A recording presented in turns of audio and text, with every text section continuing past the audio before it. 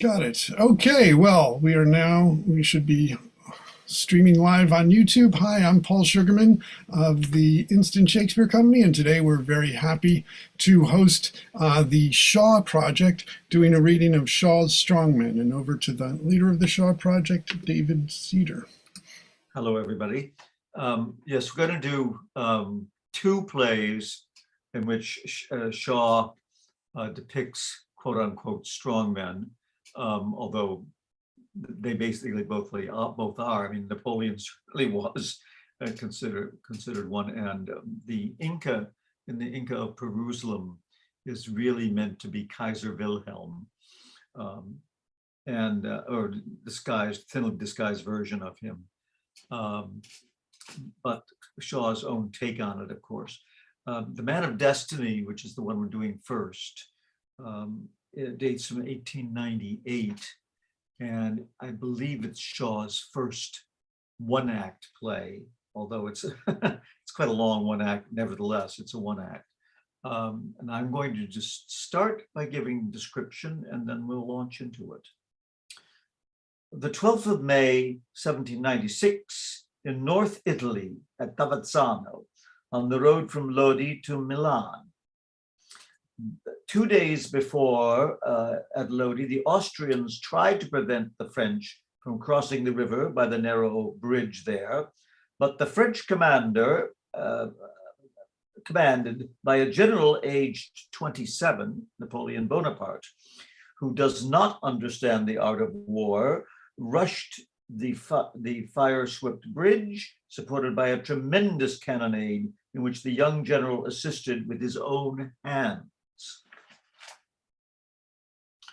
He is only 26 and has but recently become a general, partly by using his wife to seduce the director, then the governing France, partly by the scarcity of officers caused by the emigration, as aforesaid, partly by his faculty of knowing a country with all its roads, rivers, hills, and valleys, as he knows the palm of his hand, and largely by that new faith in the efficiency of firing cannons at people. It must be understood, by the way, that the French army does not make war on the Italians. It is there to rescue them from the tyranny of their Austrian conquerors and confer republican institutions on them. The best quarters at Tavazzano are at a little inn, the first house reached by travelers passing through the place from Milan to Lodi. The landlord, Giuseppe Grandi, is also no novelty.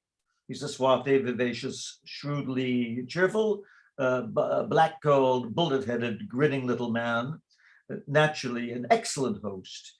He is in quite special spirits this evening at his good fortune at having the French commander as his guest to protect him against the license of the troops.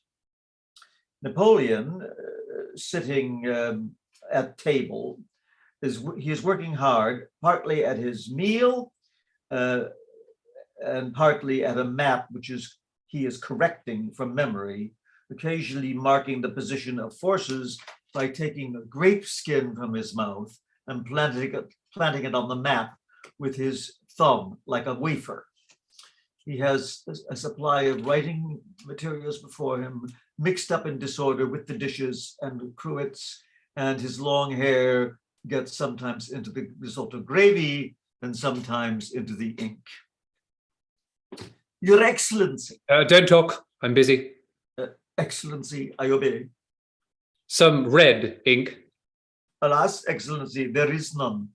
Well, kill something and bring me its blood. There is nothing but Your Excellency's horse, the sentinel, the lady upstairs, and my wife. Oh, kill your wife. Your Excellency does me willingly, Your Excellency, but unhappily I am not strong enough. She would kill me. Well, that would do equally well. Your Excellency does me too much honor. Perhaps some wine will answer Your Excellency's purpose. Wine? No, that would be a waste.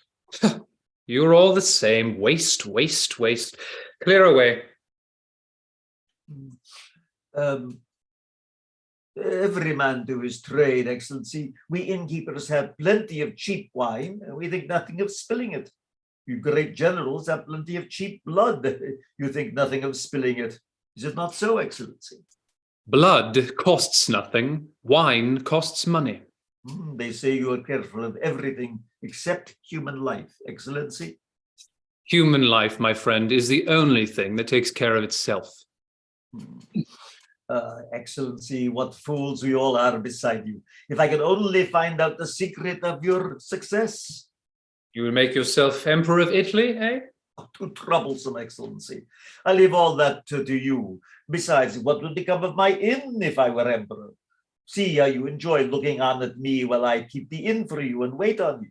Well, I shall enjoy looking on at you whilst you become Emperor of Europe and govern the country for me. Emperor of Europe, eh? Why only Europe? But why indeed, Emperor? Emperor of the world, Excellency. Why not? One man is like another. One country is like another. One battle is like another.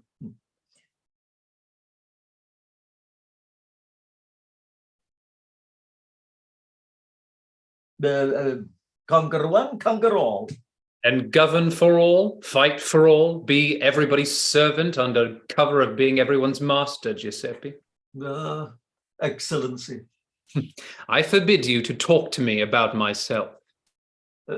Pardon, Your Excellency is unlike other great men. It is the subject they like best. Oh, well, talk to me about the subject they like next best, whatever that may be. Willingly, Your Excellency. Has Your Excellency by any chance caught a glimpse of the lady upstairs? How old is she? The right age, Excellency. Do you mean 17 or 30? 30, Excellency. Good looking. I cannot see with Your Excellency's eyes. Every man must judge that for himself. In my opinion, Excellency, a fine figure of a lady. Shall I lay the table for her collation here? No, lay nothing here until the officer whom I am waiting for comes back. Excellency, believe me, he has been captured by the accursed Austrians. He dare not keep you waiting if he were at liberty. Giuseppe, if that turns out to be true, it will put me into such a temper that nothing short of hanging you and your whole household, including the lady upstairs, will satisfy me. We are all cheerfully at Your Excellency's disposal, except the lady. I cannot answer for her.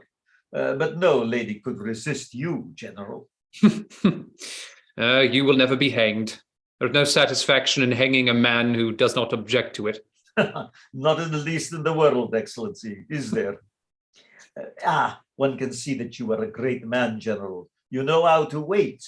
If it were a corporal now, or a sub-lieutenant, or at the end of 3 minutes, he would be swearing, fuming, threatening, pulling the house about our ears. Giuseppe, your flatteries are insufferable. Go and talk outside. Willingly, Your Excellency, you shall not be disturbed. The moment he comes back, send him to me.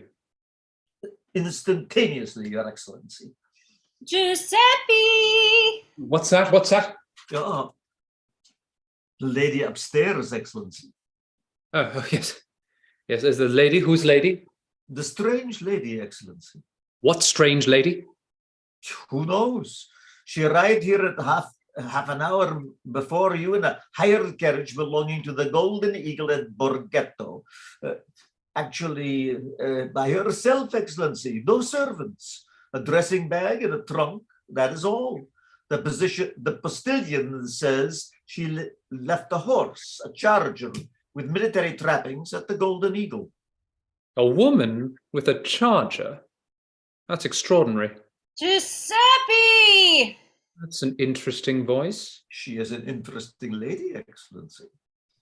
Coming, lady, coming. Oh, stop. Let her come. Giuseppe! Let me go, Excellency. It is my point of honor as an innkeeper to come when I am called. I appeal to you as a soldier. Hey, someone, landlord. Here he is at last. Go attend your business. The lady is calling you. Certainly, Excellency. Sleep in here. Well, sir, here you are at last. Your instructions were that I should arrive here at 6 and that I was to find you waiting for me with my mail from Paris with dispatches. And now it is 20 minutes to 8. You are sent on this service as a hard rider with the fastest horse in camp, and you arrive 100 minutes late on foot. Where is your horse? So sorry, Drew, you totally cut Ben's big monologue. Oh, I didn't know. Please go back. Sorry.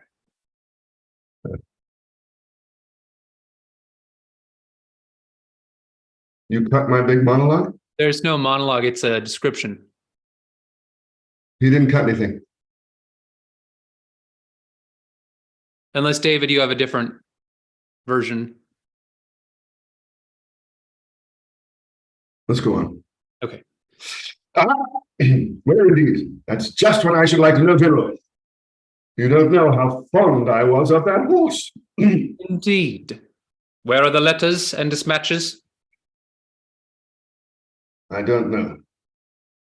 You don't know. No more than you do, General. Now, I suppose I should be court-martialed, but I don't mind being court-martialed. I tell you, General, if I ever catch that innocent-looking youth, I'll spoil his beauty, the slimy little liar. I'll make sure of him. What innocent-looking youth? Pull yourself together, sir, will you, and give an account of yourself.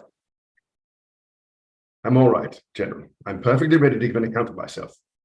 I shall make the court-martial thoroughly understand the fault was not mine. Advantage has been taken of the better side of my nature, and I'm not ashamed of it. But with all respect to you, as my commanding officer, General, I say again that if ever I set eyes on that son of Satan, I'll... You said that before. Say it again. Just wait until I catch him. Just wait, that's all. I am waiting, sir, for your explanation. You will change your tone, General, when you hear what has happened to me. Oh, nothing has happened to you, sir. You are alive and not disabled. Where are the papers entrusted to you? Nothing? Nothing? I will see. He swore eternal brotherhood with me. Was that nothing? He said my eyes reminded him of his sister's eyes. Was that nothing? He cried, actually cried, over the story of my separation from Angelica. Was that nothing? He paid for both bottles of wine, although he only gave himself. Perhaps you call that nothing. He gave me his pistols and his horse and his dispatches and most important dispatches and let me go away with them. Was that nothing? What did he do that for? To show his confidence in me. And I was worthy of his confidence. I brought them all back honorably, but would you believe it? I trusted him with pistols and dispatches. Oh, what the devil did you do that for? But to show my confidence in him, of course. And he betrayed it, abused it, nothing that.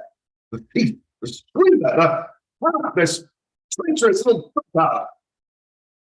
And you call that nothing, I suppose? Look here, General. You may put up with this outrage from the Austrians if you like, but speaking for myself personally, I tell you that if I ever catch that... Yes, you have said that more than once already. More than once, I've said it 50 times, and that's more than I'll do. You'll see, General, I'll show my confidence in, so I will. Oh, yes, sir, no doubt you will. What kind of man was he? But you think you ought to be able to tell him from his conduct the sort of man he was? What was he like? Like? He's like well, you won't have talked, you've seen just the fellow. That will give you a notion of what he was like. He won't be like it 5 minutes after I catch him, for I tell you that if I... Giuseppe! Hold your tongue, sir, if you can. I wonder if no use trying to put the blame on me. How did you know that sort of fellow he was? If you only knew how hungry and tired I am, you'd have more consideration. What is it, Excellency? Take this officer. Feed him, put him to bed if necessary. When he is in his right mind again, find out what has happened to him and bring me word. Consider yourself under arrest, sir. I was prepared for that. It takes a gentleman to understand a gentleman. Have you been attacked by the Austrians, Lieutenant? Oh, dear, dear, dear. Attacked! I could have broken his back between my finger and thumb. I wish I had now. No, it was by appealing to the better side of my nature. That is what I cannot get over. He said he'd never met a man he loved so much as me. He put a handkerchief around my neck because a gnat bit me and my stock was chapping. Oh, no. A lady's handkerchief, Excellency. Perfumed. Eh. Oh. Yeah, not for him anyhow. I noticed that he had a woman's hands when he touched my neck with his coaxing, fawning ways, the mean little hound. What mark my words, General? Giuseppe! What was that? Only a lady upstairs, Excellent Lieutenant, calling me. A lady? A lady? Giuseppe! Giuseppe, where are you? That sort. What are you thinking of, Lieutenant? It's a lady. Don't you hear that it's a woman's voice? It's his voice, I tell you. Now, let me go.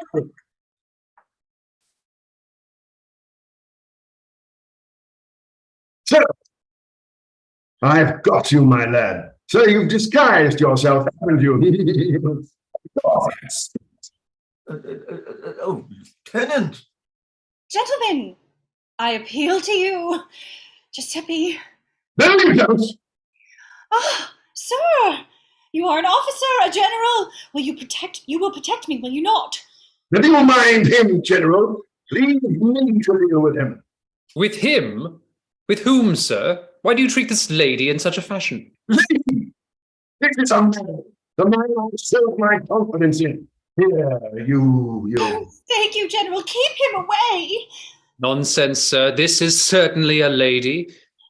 And you are under arrest. Put down your sword instantly. General, I take is an Austrian spy. He passed himself on to me as one of General Massena's staff this afternoon, and has passed himself off to you in a walk. Everybody knows or not. General, it must be my brother. He is on General Massena's staff. He's very like me. Do you mean to say that you're not your brother, but your sister, the sister who was so like me, who had my beautiful blue eyes? It was a lie. Your eyes are not like mine. They're exactly like yours. Pretty. Lieutenant, you will obey my orders and leave the room, since you are convinced at last that this is no gentleman. Gentlemen, I should think not. No gentleman will abuse my confidence. Enough, sir, enough. You will leave the room. I order you to leave the room. Oh, pray, let me go instead. Excuse me, madam. With all respect to your brother, I do not yet understand what an officer and an officer on General Massena's staff wants with my letters. I have some questions to put to you. Come, Lieutenant. I'm off. General, take good remind me beyond your guard against the better side of your nature. Madam, my apologies. I thought you were the same person, only of the opposite sex, and that naturally misled me. It was not your fault, was it? I'm so glad you're not angry with me any longer, Lieutenant. Oh, madam, not in the... You have your brother's hand. The same sort of ring. We are twins. That accounts for it. 1,000 pardons. I didn't mind about the dispatches at all. That's more the general's affair than mine. It was the abuse of my confidence to the better side of my nature. You'll excuse my leaving you now, General. I hope. I'm very sorry, I'm sure. I shall, yes. Idiot. How can I thank you, General, for your protection? My dispatches. Come. General! You tricked that blockhead out of them. You disguised yourself as a man. I want my dispatches. They are there in the bosom of your dress, under your hands. Oh, how unkindly you are speaking to me. You frighten me. I see you don't know me, madam, or you would save yourself the trouble of pretending to cry. Yes, I do know you. You are the famous General Bonaparte. Bonaparte, madam, Bonaparte. The papers, if you please. No, but I assure you. Oh, General! You were good enough to lend one of your handkerchiefs to my lieutenant when you robbed him. They match one another. The same scent. I am waiting for the dispatches. I shall take them, if necessary, with as little ceremony as the handkerchief. General, do you threaten women? Yes. But I don't understand. You understand perfectly. You came here because your Austrian employers calculated that I was 6 leagues away. I am always to be found when my enemies don't expect me. You have walked into the lion's den. Ah, you are a brave woman. Be a sensible one. I have no time to waste. The papers. Brave. How little you know. I have spent the day in agony of fear. I have a pain here from the tightening of my heart at every suspicious look, every threatening movement. Do you think everyone is as brave as you? Oh, why will not you brave people do the brave things? Why do you leave them to us who have no courage at all? I am not brave. I shrink from violence. Danger makes me miserable. Then why have you thrust yourself into danger? Because there is no other way. I can trust nobody else, and now it is all useless, all because of you, who have no fear, because you have no heart, no feeling, no. Oh, General, let me go. Let me go without asking any questions. You shall have your dispatches. And let us, I swear it. Yes, I'm waiting for them.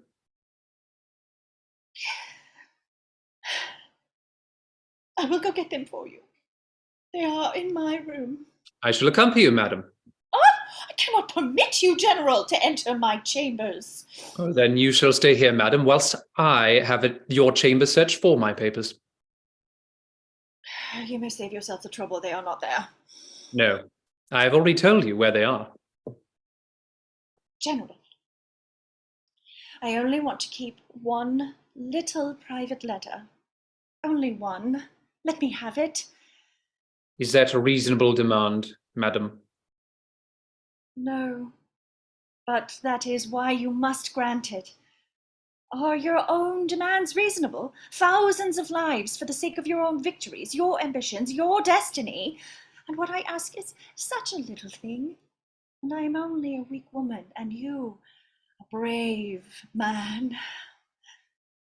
Oh, get up, get up. You're talking nonsense and you know it. How do you know I am a brave man? You, General Bonaparte! Yes, I, General Bonaparte. How can you ask such a question? You, who stood only 2 days ago at the bridge at Lodi, with the air full of death, fighting a duel with cannons across the river. Oh, you do brave things. So do you? Oh, are you coward? That is the one question you must never ask a soldier. The sergeant asks after his recruit's height, his age, his wind, his limb, but never after his courage. You can laugh at fear. Oh, then you don't know what fear is. Well, tell me this. Suppose you could have got that letter by coming to me over the bridge at Lodi the day before yesterday. Suppose there had been no other way, that this was the sure way, if only you escaped the cannon. Would you have been afraid? Oh, horribly afraid. Agonizingly afraid. Oh, it hurts only to imagine it. Or would you have come for the dispatches? Don't ask me. I must have come. Why? Because I must. Because there would have been no other way. Because you would have wanted my letter enough to bear your fear. There is only one universal passion, fear. Of all the 1,000 qualities a man may have, the only one you will find as certainly in the youngest drummer boy in my army as in me is fear. It is fear that makes men fight. It is indifference that makes them run away. Fear is the mainspring of war. Fear. I know fear well. Better than you, better than any woman. I once saw a regiment of good Swiss soldiers massacred by a mob in Paris because I was afraid to interfere. I felt myself a coward to the tips of my toes as I looked on at it. And 7 months ago, I revenged my shame by pounding that mob to death with cannonballs. Well, what of that? Has fear ever held a man back from anything he really wanted, or a woman either? Never. Come with me, and I will show you 20,000 cowards who will risk death every day for the price of a glass of brandy. And do you think there are no women in the army braver than the men because their lives are worthless? I think nothing of fear, or your bravery. If you had to come across me at Lodi, you would have not been afraid. No, once on the bridge, every other feeling would have gone down before the necessity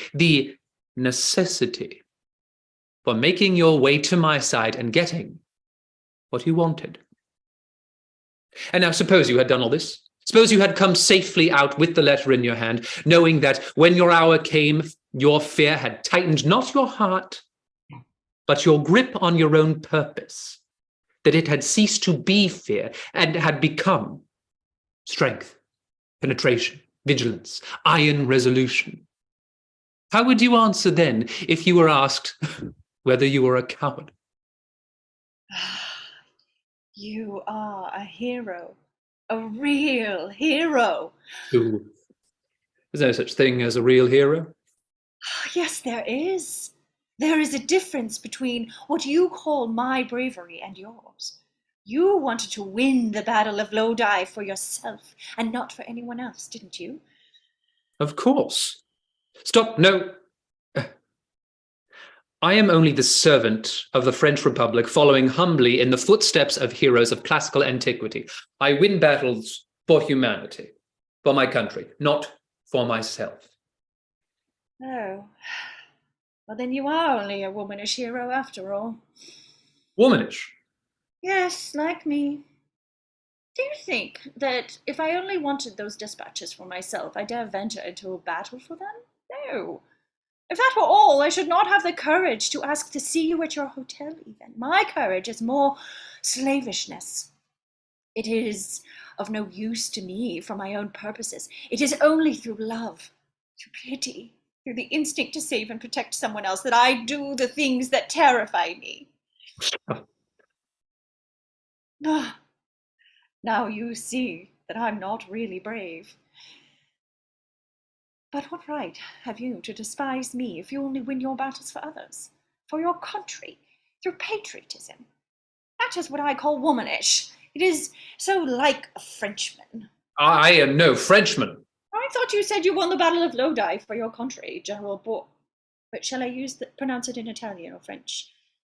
You are presuming on my patience, madam. I was born a French subject, but not in France. You were not born a subject at all, I think. Eh?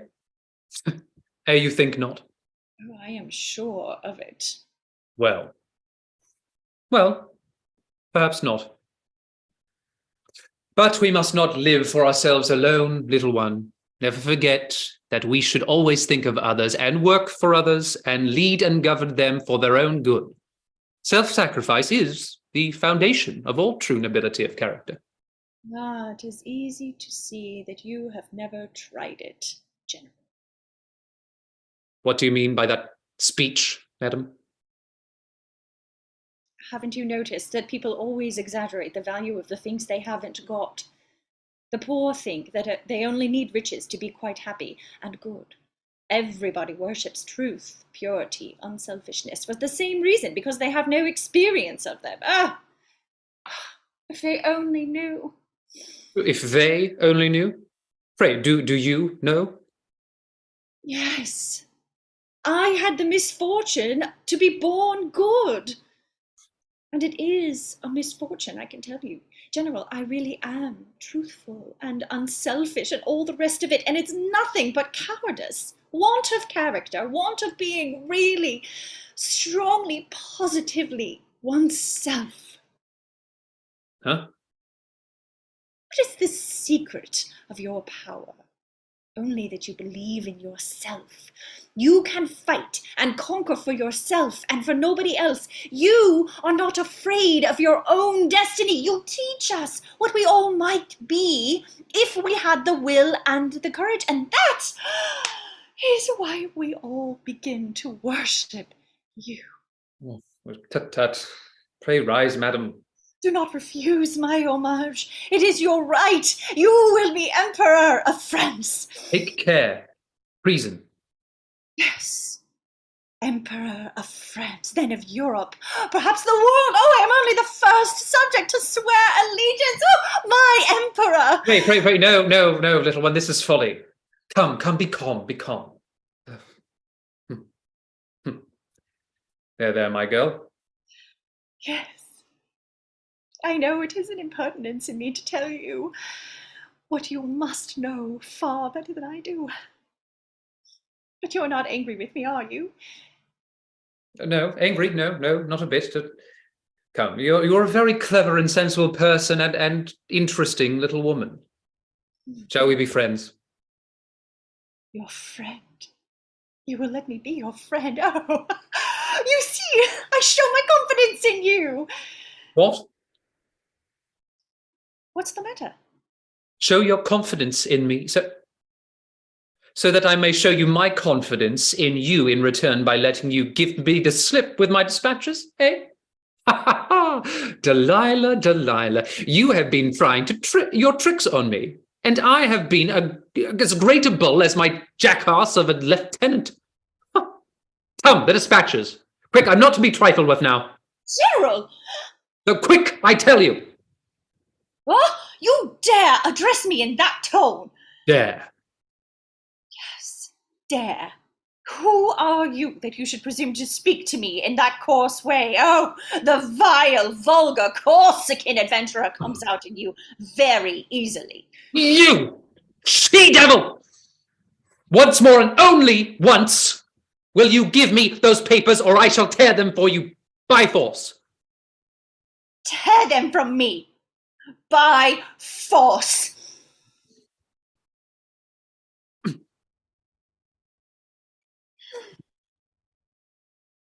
Well, What are you going to do?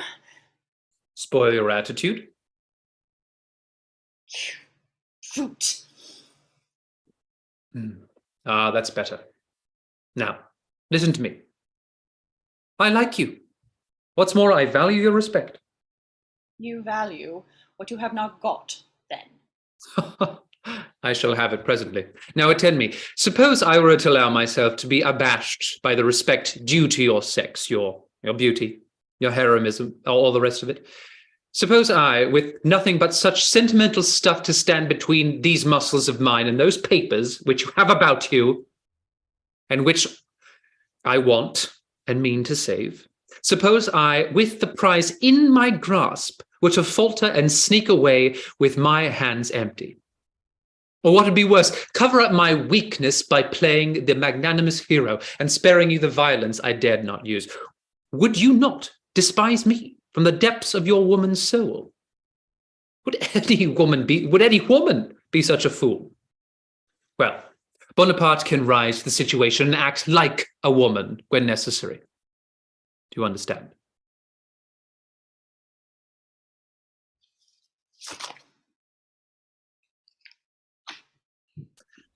That's right.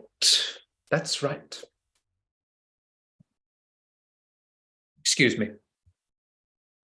Very angry with me, eh?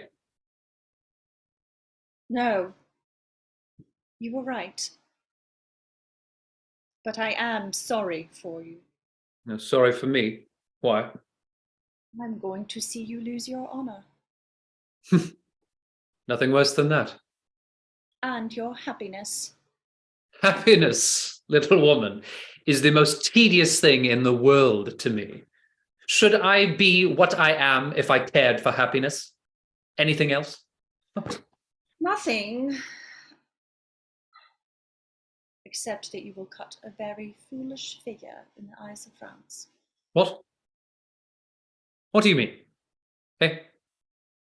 What are you're up to your tricks again? Do you think I don't know what these papers contain? I'll tell you. First, my information is on Bolu's retreat. As to Bolu's retreat, there are only two things that he can do, leather-brained idiot as he is: shut himself up in Mantua or violate the neutrality of Venice by taking Peschiera. You are one of old Leatherbrain's spies. He has discovered that he has been betrayed and has sent you to intercept the information at all hazards, as if that could save him from me, the old fool. The other papers are only my usual correspondences from Paris, of which you know nothing. General, let us make a fair division. Take the information your spies have sent you about the Austrian army and give me the Paris correspondence. That will content me. A Fed. It seems to me, madam, that you have come to regard my letters as your own property, of which I am trying to rob you. No, on my honor, I ask for no letter of yours. Not a word that has been written by you or to you. That packet contains a stolen letter. A letter written by a woman to a man not her husband. A letter that means disgrace, infamy. A love letter. What else but a love letter could stir up so much hate? Why is it sent to me? To put the husband in my power, eh? No, it can be of no use to you. I swear that it will cost you nothing to give it to me. It has been sent to you out of sheer malice, solely to injure the woman who wrote it. Then why not send it to her husband instead of to me? I don't know. Aha, I thought so. A little romance to get the papers back? Perbacco, little woman. I can't help admiring you. If I could lie like that, it would save me a good deal of trouble. How I wish I really had told you some lie. You would have believed me then. The truth is the one thing that nobody will believe. Capital.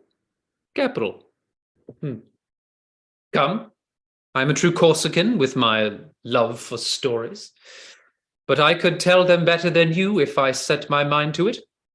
Next time you're asked why a letter compromising a wife should not be sent to her husband, answer simply that the husband would not read it.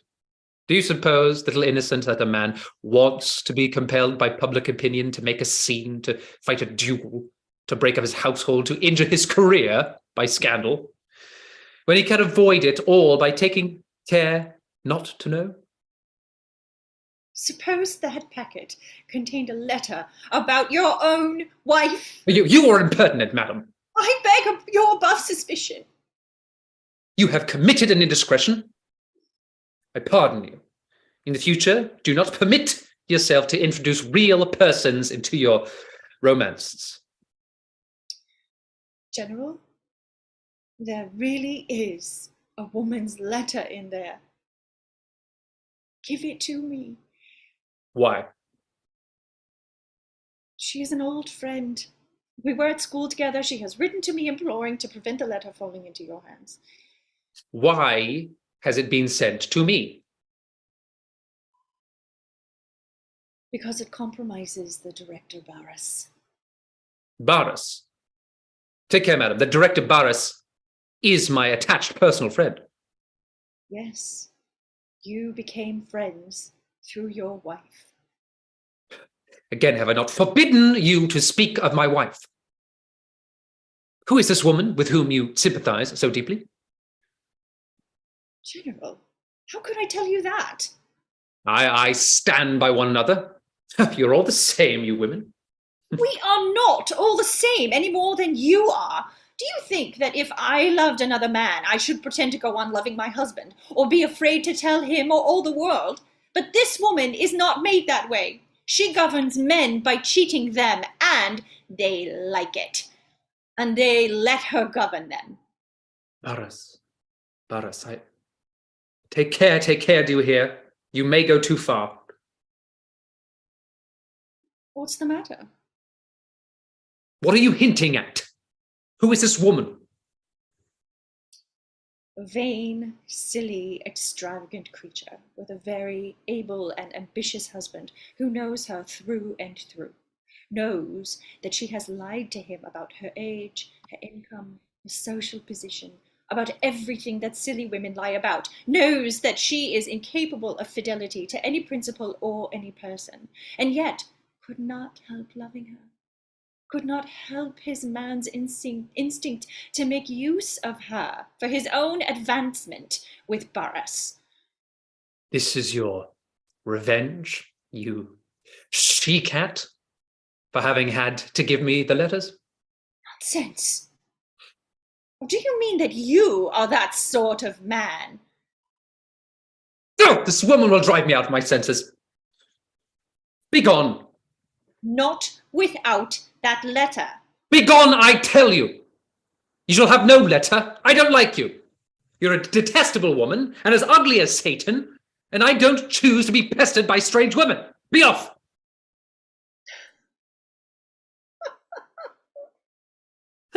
Oh, what are you laughing at? And you, General. Oh, I have often seen persons of your sex getting into a pet and behaving like children, but I never saw a really great man do it before. Pooh, flattery, coarse, impudent flattery. You are too bad. Keep your letters. Read the story of your own dishonor in them, and much good may they do you. Good. Stop! Come back! I order you! Now, what do you mean? Explain. I tell you all. Oh, you obstinate devil, you! Why can't you answer a civil question?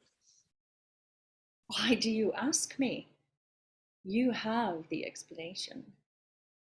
Where? There! You only have to read it.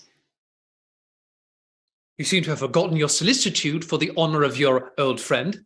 She runs no risk now. She does not quite understand her husband. I am to read the letter, then? I do not see how you can very well avoid doing so now. Oh, don't be afraid. You will find many interesting things in it. For instance? For instance, a duel with Barras, a domestic scene, a broken household, a public scandal, a checked career, all sorts of things.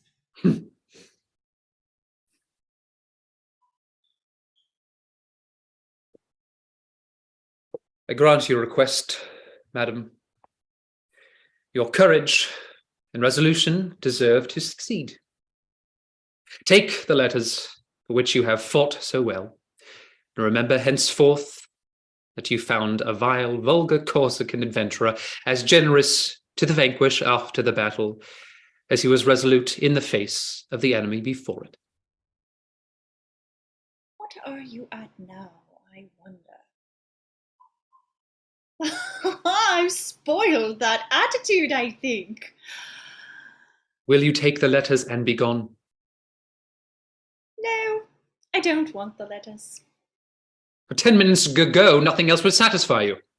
10 minutes ago, you had not insulted me past all bearing. I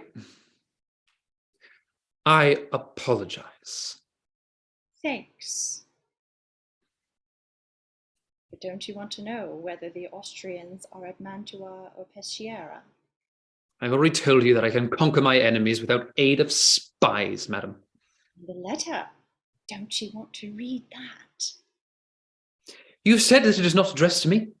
I am not in the habit of reading other people's letters. Well, in that case, there can be no objection to your keeping it. All I wanted was to prevent you from reading it. Good afternoon, General. Heaven grant me patience. Have you any sense of personal danger? Or are you one of those women who like to be beaten black and blue? Thank you, General. I have no doubt the sensation is very voluptuous, but I had rather not. I simply want to get home. That's all. I was wicked enough to steal your dispatches, but you've got them back, and you have forgiven me because you are as generous to the vanquished after the battle as you are resolute in the face of the enemy before it. Won't you say goodbye to me? Giuseppe! Giuseppe! Excellency, Where is that fool? he has had a good dinner according to your instructions, Excellency, and is now doing me the honor to gamble with me to pass the time. Send him here. Bring him here. Come with him. I must trouble you to remain some moments longer, madam.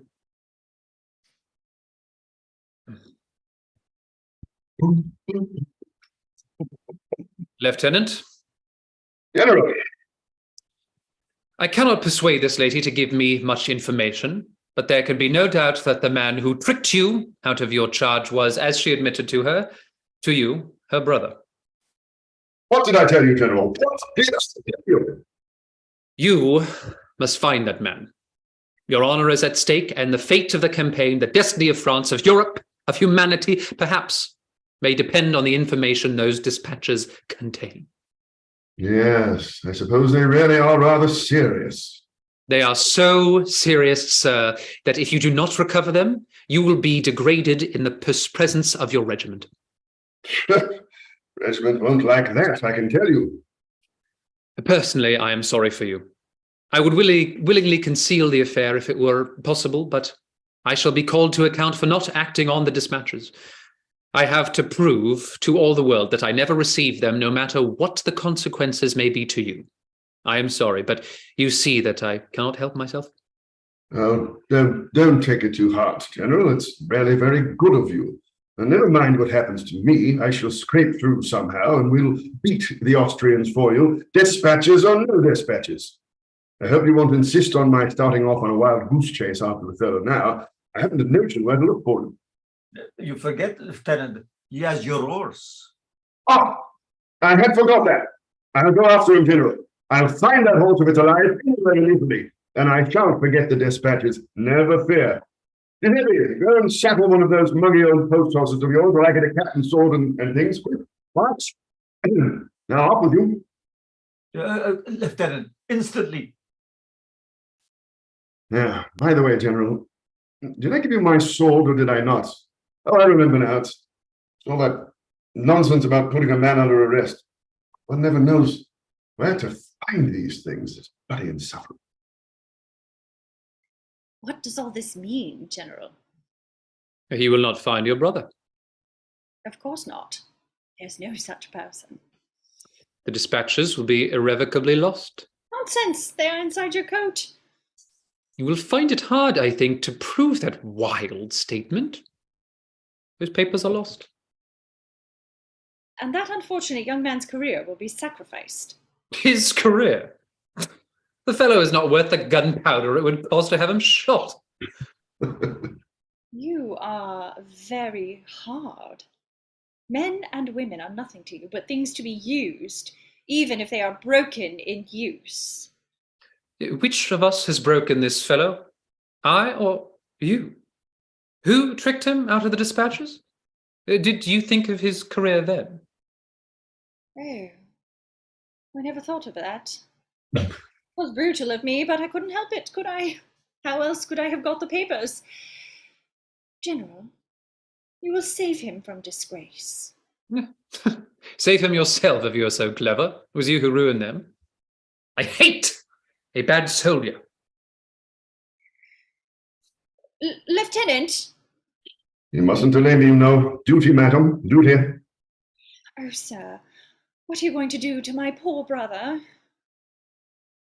Are you very fond of him? I should die if anything happened to him. You must spare him. Yes, yes, you must, you shall. He is not fit to die. Listen to me. If I tell you where to find him, if I undertake to place him in your hands as prisoner, to be delivered up to you by General Bonaparte, will you promise me, on your honor as an officer and a gentleman, not to fight with him or treat him unkindly in any way? Suppose he attacks me. He has my pistols. He is too great a coward. I don't feel so sure about that. He's capable of anything. If he attacks you or resists you in any way, I release you from your promise. My promise? I didn't mean to promise. Look here, you're as bad as he is. You've taken advantage of me through the better side of my nature. Now, I want my horse. It is part of the bargain that you are to have your horse and your pistols back. Honor bright. Honor bright. All right. I'll be as gentle as a lamb with him. His sister's a very pretty woman. Oh, Lieutenant, you forgot your career is at stake. The destiny of Europe, of humanity. Oh, bother the destiny of humanity. Only a kiss. Well, not until you have regained your honor as an officer. Remember, you have not captured my brother yet. You'll tell me where he is, won't you? I have only to send him a certain signal, and he will be here in quarter of an hour. Oh, he's not far off, then. No, quite close. Wait here for him. When he gets my message, he will come here at once and surrender himself to you. You understand? Well, it is a little complicated, but I dare say it will be all right. And now, whilst you're waiting, don't you think you had better make terms with the general? Look, this is getting frightfully complicated. What terms? Make him promise that if you catch my brother, he will consider you have cleared your character as a soldier. He will promise anything you ask on that condition. That's not a bad idea. Thank you. I think I'll try it. Do. And mind, above all things, don't let him see how clever you are. I understand.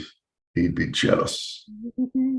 Don't tell him anything except that you are resolved to capture my brother or perish in the attempt. He won't believe you. Then you will produce my brother. And you'll have the last laugh at him. I say, what a clever little woman you are.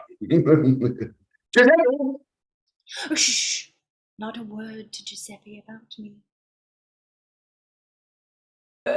The horse is ready, Lieutenant. I'm not going just yet. Go and find the general and tell him I want to speak with him. That will never do, Lieutenant. Why not? Oh, in this wicked world, the general may send for a lieutenant, but a lieutenant must not send for a general. Oh, you think he wouldn't like it? Well, perhaps you're right. One has to be awfully particular about that sort of thing, now that we've got a republic. Quite true, Lieutenant, quite true. You are like all innkeepers now in France. You have to be polite to everybody. And that destroys the whole value of politeness, eh? The very man I wanted. See here, General. Suppose I catch that fellow for you. No, you will not catch him, my friend. You think so, but you'll see. Just wait. Only if I do catch him and hand him over to you, will you cry quits? Will you drop all this about degrading me in the presence of my regiment? Not that I mind, you know, but still, no regiment likes to have all the other regiments laughing at it. What shall we do with this officer, Giuseppe? Everything he says is wrong. Make him a general, Excellency. Then everything he says will be right. You are thrown away in this inn, Giuseppe. Shall I take you away with me and make a man of you? General, no thank you. All my life long, people have wanted to make a man of me. When I was a boy, our good priest wanted to make a man of me by teaching me to read and write. then the organist at Melegagno wanted to make a man of me by teaching me to the recruiting by teaching me to read music.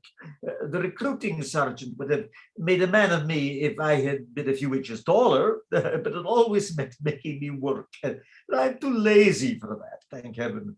So I taught myself to cook and became an innkeeper, and now I keep servants to do the work and have nothing to do myself except talk, which suits me perfectly. You are satisfied? Quite, Excellency. And you have no devouring devil inside you who you must feed with action and victory? Gorge with him day and night? Who makes you pay with the sweat of your brain and body weeks of Herculean toil for 10 minutes of enjoyment? Who is at once your slave and your tyrant, your genius and your doom? Who brings you a crown in one hand and the oar of a galley slave in the other? Who shows you all the kingdoms on earth and offers to make you either their master on condition that you become their servant? Have you nothing of that in you? Nothing of it. Oh, I assure your Excellency, my devouring devil is far worse than that. He offers me no crowns and kingdoms. He expects to get everything for nothing. Sausages, omelets, grapes, cheese, polenta, wine, 3 times a day, Excellency. Nothing less will content him. Come and drop it, Giuseppe. You're making me feel hungry again. I hope I have not been making you feel ambitious. Not at all, not at all. I don't fly so high. Besides, I'm better as I am. Men like me are wanted in the army just now. The fact is, the revolution was all very well for civilians, but it won't work in the army. You know what soldiers are, General? They will have men of family for their officers. A subaltern must be a gentleman because he's so much in contact with the men. But a general or even a colonel may be any sort of riffraff if he understands the shop well enough. A lieutenant is a gentleman. All the rest is chance. Why do you suppose we won the Battle of Lodi? Well, I tell you. Who do you suppose won the battle? My horse did. Your folly is carrying you too far, sir. Take care. Not a bit of it. You remember that red-hot cannonade across the river? The Austrians blazing away at you to keep you from crossing, and you blazing away at them to keep them from setting the bridge on fire? Did you notice where I was then? I'm sorry, I'm afraid I was rather occupied at the moment. They say you jumped off your horse and worked the big guns with your own hands, General. That was a mistake. An officer never let himself down to the levels of men. But you might have been firing away at the Austrians still if we cavalry fellows had not found the foe and got across and turned old Beaulieu's flank for you. You know, you daren't have given the order to charge the bridge if you hadn't seen us on the other side. So consequently, I say that whoever found that ford won the Battle of Lodi. Well, who found it? I was the first man to cross, and I know it was my horse that found it. And that horse is the true conqueror of the Austrians. You idiot! I'll have you stopped for losing those dispatches. I'll have you blown from the mouth of a cannon. Nothing less could make any impression on you. Do you hear? Do you understand? If I don't capture him, General, remember the if. If, ass, there is no such man. Lieutenant, I am your prisoner. Ah! No such man. Hey, General? I say, where is my horse? Safe at Borghetto, waiting for you, Lieutenant. Where are the dispatches? You would never guess. They are in the most unlikely place in the world. Did you meet my sister here, any of you? Oh, yes, very nice woman. She's only like you, but of course she's better looking. Well, do you know she's a witch? Oh, no. It is not safe to jest about such things. I cannot have it in my house, Excellency. Yes, drop it. You're my prisoner, you know. Of course I don't believe in any such rubbish, but it's still not proper subject for joking. But this is very serious. My sister has bewitched the General. General, open your coat. You will find the dispatches in the breast of it. Yes, they are there. I can feel them, eh? Will you allow me, General? If you dare. Thank you. There! See? Oh, no, no, in heaven's name, they are bewitched. No, here, Lieutenant, you're not afraid of them. Keep off, I tell you. They belong to you, General. Take them. Don't touch them, Excellency. Have nothing to do with them. Be careful, General, be careful. Burn them, and burn the witch, too. Shall I burn them? Yes, burn them. Giuseppe, go fetch a light. Oh, do you mean go alone in dark with a witch in the house? Oh, you're a poltroon. Oblige me by going, Lieutenant. Oh, I say, General, no, look here, you know, nobody can say that I'm a coward after Lodi, but to ask me to go into the dark by myself without a candle after such an awful conversation is a little too much now. You'd like to do it yourself. You refuse to obey my order. Yes, I do. It's not reasonable. But I'll tell you what I'll do. If Giuseppe goes, I'll go with him and protect him. There. Will that satisfy you? Be off, both of you. Willing, Your Excellency. After you, Lieutenant. You better go first. I don't know the way. Oh, you can't miss it. I'm only a poor innkeeper, and you are a man of family. Oh, there's something in that. Here, you needn't be in such a fright. Take my arm. That's the way. That's the way.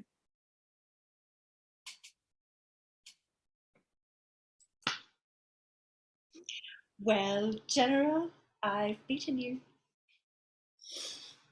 You've been guilty of indelicacy, of unwomanliness. Do you consider that costume proper? A proper one to wear? It seems to me much the same as yours. I blush for you. Yes, soldiers blush so easily. Ah. Wouldn't you like to read those before they're burnt, General? You must be dying with curiosity. Take a peep. I won't look. I have no curiosity whatever, madam. But since you are evidently burning to read them, I give you leave to do so. Oh, I've already read them. What? I read them the first thing after I rode away on that poor lieutenant's horse. So you see, I know what's in them. And you don't.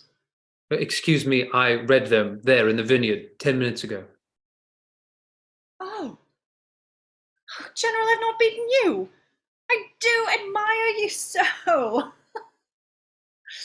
This time, really and truly, without shamming, I do you homage. Don't do that. No more witchcraft. I want to say something to you, only you would misunderstand it. Need that stop you?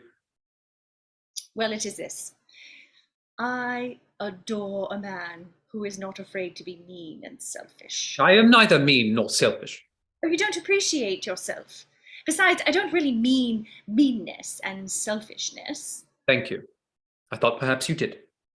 Well, of course I do, but what I mean is a certain strong simplicity about you. It's better. You didn't want to read the letters, but you were curious about what was in them. So you went into the garden and you read them when no one was looking. You came back and pretended you hadn't. That's the meanest thing I ever knew any man do. But it exactly fulfilled your purpose, and so you weren't a bit afraid or ashamed to do it. Where did you pick up all these vulgar scruples? This conscience of yours? I took you for a lady, an aristocrat. Was your grandfather a shopkeeper, pray?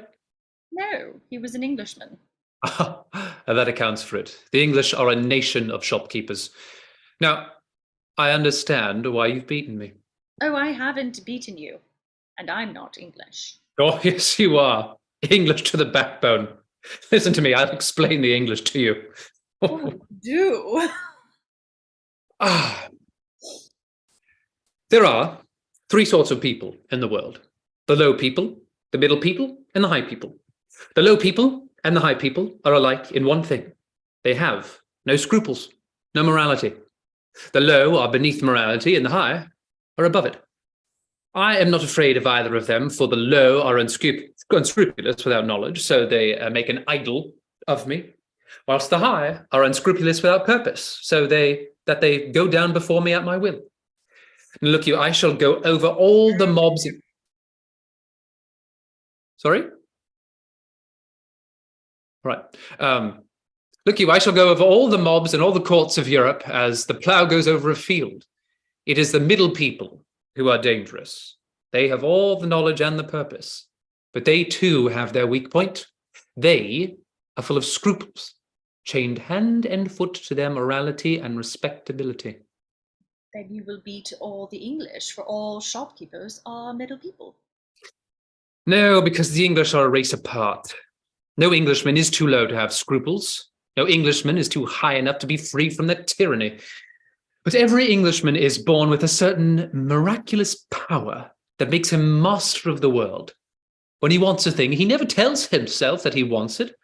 He waits patiently until there comes into his mind, and no one knows how, a burning conviction that it is his moral and religious duty to conquer those who have got the thing he wants.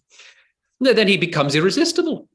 Like the aristocrat, he does what pleases him and grabs all he wants. Like the shopkeeper, he pursues his purpose with industry and steadfastness that come from a strong religious conviction and deep sense of moral responsibility. He is never at a loss for an effective moral attitude. As the great champion of freedom, of national independence, he conquers and annexes half the world and calls it colonization. When he wants a new market for his adulterated Manchester goods, he sends a missionary to teach the natives the gospel of peace. The natives kill the missionary, and he flies to the arms in defense of Christianity, fights for it, conquers for it, takes the market as a reward from heaven. In defense of his island shores, he puts a chaplain on board his ship, nails a flag with a cross on it to his topgallant mast, and sails to the ends of the earth, sinking, burning and destroying all who dispute the empire of the seas with him. He boasts that a slave is free the moment he puts his foot on British soil, and he sells the children of his poor at 6 years of age to work under the lash in the factories for 16 hours a day. He makes 2 revolutions and then declares war on our one in the name of law and order. There is nothing so bad or so good that you will not find an Englishman doing it. But you will never find an Englishman in the wrong. He does everything on principle. He fights you on patriotic principles. He robs you on business principles. He enslaves you on imperial principles. He bullies you on manly principles. He supports his king on loyal principles and cuts off his own king's head on republican principles. His watchword is always duty. And he never forgets that the nation which lets its duty get on the opposite side to its interest is lost. Do stop a moment. I want to know how you make me out to be English at this rate. That's plain enough. You wanted some letters that belonged to me. You have spent the morning stealing them, yes, stealing them by highway robbery. And you have spent the afternoon putting me in the wrong about them and assuming that it was I who wanted to steal your letters and explaining that it all came about through my meanness and selfishness and your goodness, your devotion, your self-sacrifice. That's English. Nonsense. I am sure I am not a bit English. The English are very stupid people. Yes, too stupid sometimes to know when they're beaten. But I grant that your brains are not English. You see, though your grandfather was an Englishman, your grandmother was a French woman? Oh, no, an Irish woman. Irish? Oh, yeah, I forgot about the Irish. Yeah, the English army led by an Irish general. That might be a match for the French army led by an Italian general. At all events, you have beaten me, and what beats a man first will beat him last.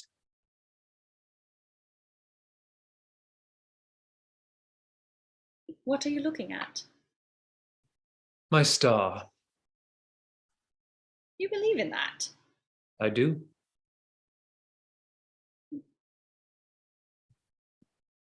Do you know that the English say that a man's star is not complete without a woman's garter? Ugh, the hypocrites.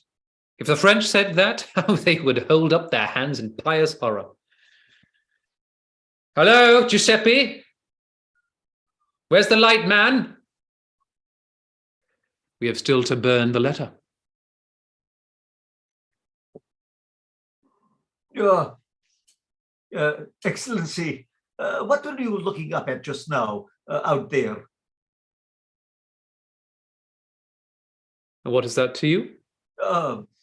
Because the witch is gone, vanished, and no one saw her go. We were watching her riding up to the moon on your broomstick, Giuseppe. You will never see her again. Jesu Maria. Now, Yes, but you know you have the letter in your pocket? About Caesar's wife. Caesar's wife is above suspicion. Burn it. I wonder, would Caesar's wife be above suspicion if she saw us here together? I wonder. The strange lady puts the letter down, a light on the snuffer's tray, and sits down beside Napoleon in the same attitude, elbows on table, cheeks on hands, watching it burn. When it is burnt, they simultaneously turn their eyes and look at one another. The curtain steals down and hides them. The end. Okay, everybody, let's take, well, that's a long one. Let's take, let's reconvene at 2:20. Yeah, great job, everyone. Thank you. That was fun. And Ben, there was a little bit of sort of echoing a little bit on your sound. Did other people hear that, or? I don't know. Yes, I do. Yeah, a bit. When I thought there was echo on my sound, that's why I stopped that speech. I'm sorry. Completely threw me off when you did that. I know nobody's business on that part but mine, but it Let literally me just like, test it. Sorry. what'd you say? Let me test it. Are you hearing it now? Right now? Test, echo, echo. A bit. It's Not the way it was. Are you at home or at your office? Is it worse when I talk loud? Is it worse now? No. Mm, it's not as bad as it was before. I mean, there's still a little bit of echo. Are you hearing the echo like the room reverberating, or you mean like I say something and a moment later it repeats? It's more of your voice will cut out when you get loud and then come in again. Like, so there's like this. Yeah.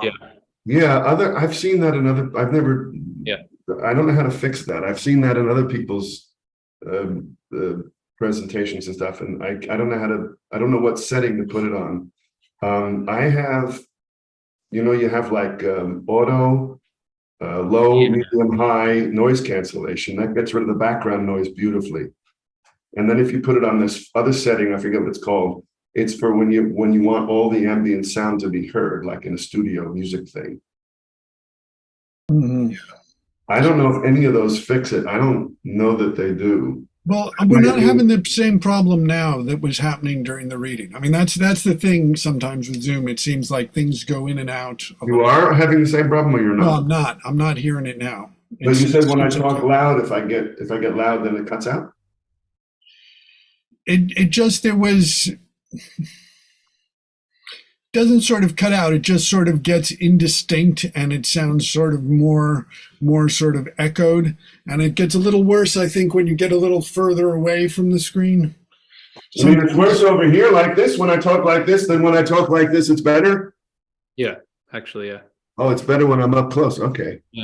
Yeah, or even from where you are now, that's fine. It's when you get way back that it starts to get a little weird. So. Weird. Okay. So we should, Paul, we should do like a sound check like this and then create a list of instructions for people? If there's any consistency to this, Yeah, then no, I know, 'cause, everybody would know. I never knew that when I'm back farther, it's worse.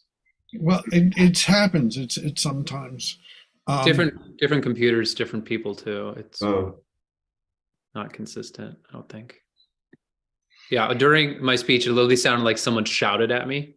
So I stopped. I'm sorry, I was sick of you. It just came out. No. Just shut up. No, I thought like I had like an echo or something, and someone was like, bro, stop. No, I heard it. I don't know what it was. Yeah, I think That's the software echo. That's the one that's like you say something and a split second later it repeats. yeah. You guys are talking about something else with me. It might be reverbing because the room doesn't have any stuff on the walls. So this is my new office. And Yeah. I haven't decorated it. I have the basics. It's an office. See, there's a couch and all that stuff. But I haven't, and the room is a bit echoey. I don't know if that does it. Yeah, I think that may be part of it. Also, just wanted to let people know in the chat we've got a question from Victoria about whether there's stage directions are going to be read in Let Me Explain. Hey, Victoria. Hey. Hi, can you hear me? Yes, I can hear you. Whose piece is up next, please? Next is the next Shaw piece, the Inca of Jerusalem. That's what I And thought. then So I we still have time. finish- Thank you. And then Yeah. the pronunciation, the stage directions and pronunciation. If David's there. I think he may have stepped away for a moment, but when he gets back, we will. Paul, thank you. answer I'm that. here. Thank you, Paul. There he is. Oh, What's the question? The question is, are there stage directions going to be read and Let Me Explain, and how, I guess, Boker is pronounced? It's Booker? Boker. It is Boker. Booker? And I don't think we're going to need to read much in the way of stage directions in that one. Okay, fantastic. And by the way, Ben sounds fine from the Upper West Side, other than the sirens. But I'm Yeah, in you that guys could side. move to Manhattan, then I'd sound great. You guys, terrific work. Yeah, well, it wasn't consistent, but there were a few Yes. times when there were some problems during the reading. Not as bad as some of the other things I've experienced recently. I know. You're But, a trooper. yeah. All right, have fun with the next one. Yeah, Uh, we still got about a minute before we get started with that, but Great. I will take a quick minute, refill my water. Be right back. yes, excited about this and about having Shaw, and also that one of the other things is that we're getting some more dates scheduled for in-person readings at the New York Public Libraries, and also then I can work out the rest of the Zoom schedule. But in addition to like with the Shaw Project and doing Shaw and other related readings, we also do a lot of Moliere readings through a Moliere Rendezvous group, and also just other sort of general Moliere readings, that because a lot of people like Moliere. And also we've just sort of got a new partnership with First Flight Theater, which specializes in the plays of Maxwell Anderson. And I don't know, Maxwell Anderson is an American playwright who wrote a lot of things in verse. Probably his best known thing might be Anne of 1,000 Days.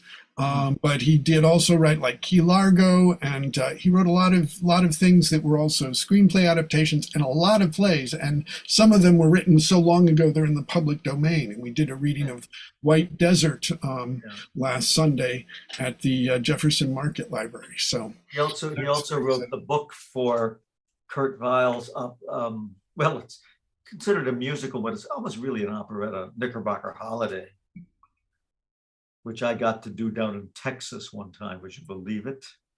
You got to do oh, it. wow, As Knickerbocker. an equity guest artist, they brought in. It was for a college. They brought in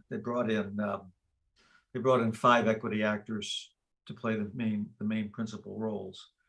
And at that time, he was quite young. One of the other people who was also my roommate down there was Bob Gunton. Oh. The original Was who? Yeah, Bob Gunton. Oh, yeah. Oh, wow. Yeah. Corona in Evita. This was a few years before that. So, Hey, Paul, where do you live? What town do you live in? beg your pardon? Paul. Me, I live in New Jersey, in Bloomfield. I was just there. Yesterday was at a party. Oh, wow. Just put it together. See, I would have waved. Yeah.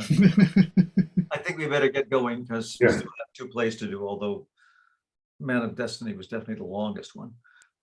So this play is called The Inca of Jerusalem.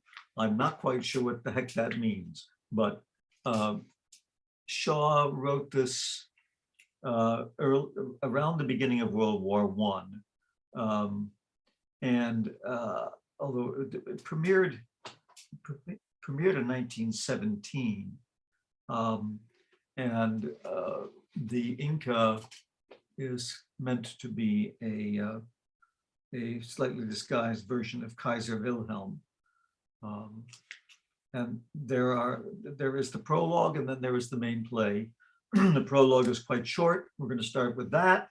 It actually takes place basically on a bare stage in front of curtains. So if we're all back, are you here? Anna, are you here? I am here. Can you hear me okay? Yep, absolutely. Okay.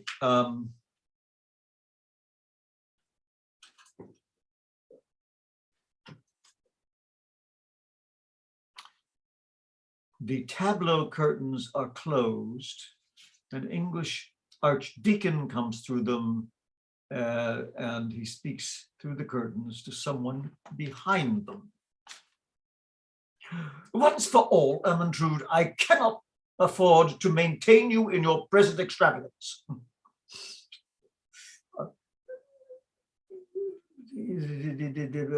An English clergyman's daughter should be able to live quite respectably and comfortably on an allowance of £150 a year, wrung with great difficulty from the domestic budget. You are not a common clergyman. You are an archdeacon. That does not affect my emoluments to the extent of enabling me to support a daughter whose extravagance would disgrace a royal personage. Really, What do Father? you mean by it, miss? Miss, is that the way to talk to a widow? Is that the way to talk to your father?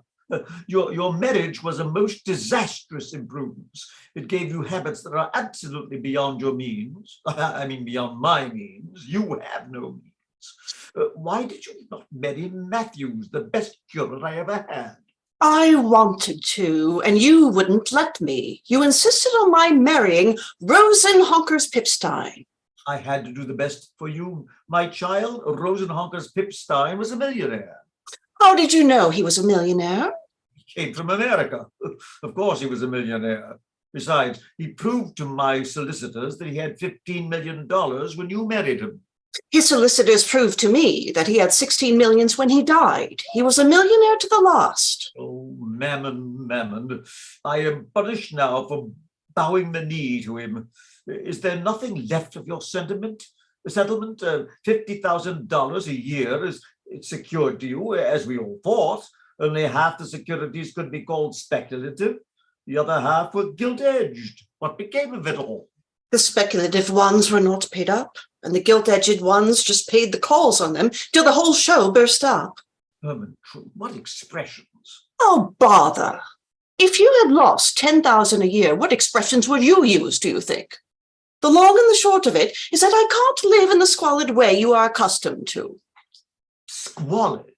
I have formed habits of comfort. Comfort? Well, elegance, if you like. Luxury, if you insist. Call it what you please. A house that costs less than $100,000 a year to run is intolerable to me. Then, my dear, you had better become a lady's maid to a princess until you can find another millionaire to marry you. That's an idea. I will. What? Come back this instant. Oh, very well. I have nothing more to say. No, insane, senseless extravagance, worthlessness. I will not bear it any longer. Dresses, hats, furs, gloves, motor rides, one bill after another, money going like water, no restraint, no control, no self-control, no decency. I say no decency. Nice state of things we are coming to, a pretty world, but I simply will not bear it. She can do what she likes. I wash my hands of her. I am not going to die in the workhouse for any good-for-nothing, undutiful, spendthrift daughter, and the sooner that is understood by everybody, the better for all persons. He, by this time, is out of hearing. The play. A hotel sitting room, a table in the center, on it a telephone, 2 chairs at it, opposite one another. Behind it, the door. The fireplace has a mirror on in the mantelpiece.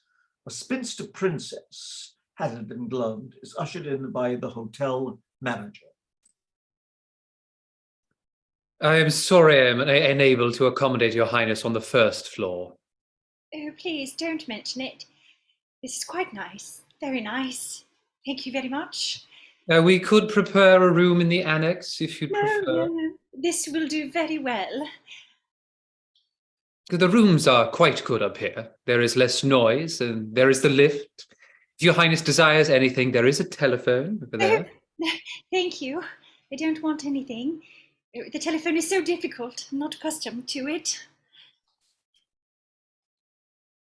Can I take any order? Some tea? Oh, thank you. Yes, I should like some tea, if I might, if it would not be too much trouble.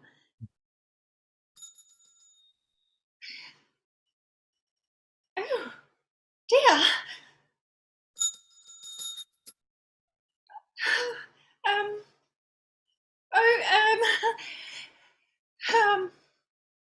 Who's there? What do I do? I'm not used to the telephone. I don't know what? Oh, I can hear you speaking quite distinctly. Oh, how wonderful. What?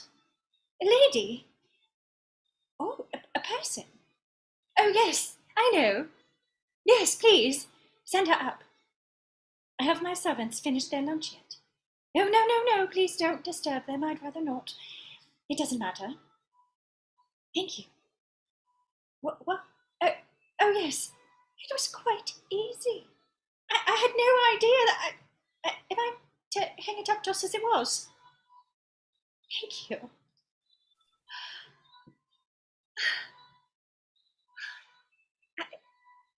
Excuse me, I have been talking through the telephone. I heard quite well, though I have never ventured before. Won't you sit down? Oh, thank you, Your Highness. I am only a lady's maid. I understood you wanted one. No, you mustn't think I want one. It's so unpatriotic to want things now on account of the war, you know. I sent my maid away as a public duty, and now she has married a soldier and is expecting a war baby. But I don't know how to do without her. I've tried my very best, but somehow it doesn't answer. Everybody cheats me, and in the end, it isn't many saving. So I've made up my mind to sell my piano and have a maid. And that will be a real saving, because I really don't care a bit for music, though of course one has to pretend. Don't you think so? Certainly I do, Your Highness. Nothing could be more correct. Saving and self-denial both at once, and an act of kindness to me as I am out of place. I'm so glad you see it that way. You won't mind my asking, will you? How did you lose your place? The war, Your Highness, the war. Oh, yes, of course. But how? Oh, mistress. Oh, please, say no more, or don't think about it. Oh, so tactless of me to mention it. Oh, Your Highness is too good. Do you think you could be happy with me? I attach such importance to that. Oh, I know I shall. You must not expect too much. There is my uncle. He is very severe and hasty. He is my guardian. I once had a maid I liked very much, but he has sent her away the first time. The first time of what, Your Highness? Oh, something she did. I am not sure she had ever done it before. I am sure she had never done it before. I know she would never have done it again. She was so truly contrite and nice about it. About what, Your Highness? Well, she wore my jewels and one of my dresses at a rather improper ball with her young man. My uncle saw her. Then he was at the ball too, Your Highness? I suppose he must have been. I wonder. You know, it's very sharp of you to find that out. I hope you are not too sharp. A lady's maid has to be, Your Highness. Your Highness wishes to see my testimonials, no doubt. I have one from an archdeacon. Oh, do archdeacons have maids? How curious. No, Your Highness, they have daughters. I have first-rate testimonials from the archdeacon and from his daughter. Oh, the daughter says, you are in every respect a treasure. The archdeacon says he would have kept you if he could possibly have afforded it. Most satisfactory, I'm sure. May I regard myself as engaged then, Your Highness? Oh, I'm sure I don't know. If you like, of course, but do you think I ought to? Naturally, I think Your Highness ought to, most decidedly. Oh, well, if you think that, I dare say you're quite right. You'll excuse my mentioning it, I hope. But the wages, Same as the maid who went to the ball. Your Highness need not make any change. Yes, of course. She began with less, but she had such a number of relatives to keep. Oh, it was quite heartbreaking. I had to raise her wages again and again. I shall be quite content with what she began on, and I have no relatives dependent on me, and I am willing to wear my own dresses at balls. I am sure nothing could be fairer than that. My uncle can't object to that, can he? He does, Your Highness. Ask him to speak to me about it. I shall regard it as part of my duties to speak to your uncle about matters of business. Would you? Oh, you must be frightfully courageous. May I regard myself as engaged, Your Highness? I should like to set about my duties immediately. Oh, yes, I think so. Oh, certainly. Oh, thank you. Thank you. How long has that tea service been standing at the top of the stairs? Oh, please. It doesn't matter. It has not been waiting. Straight from the kitchen, madam, believe me. Send the manager here. The manager? What do you want with the manager? He will tell you when I have done with him. How dare you treat Her Highness in this disgraceful manner?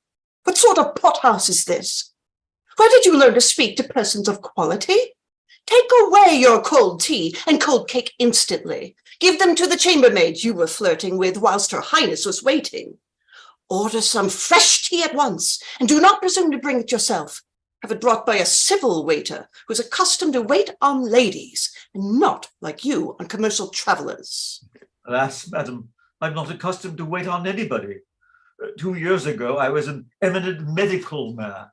My waiting room was crowded with the flower of the aristocracy and the higher bourgeoisie from 9 till 6 every day. But the war came, and my patients were ordered to give up their luxuries. And they gave up their doctors and kept their weekend hotels, closing every career to me except the career of a waiter.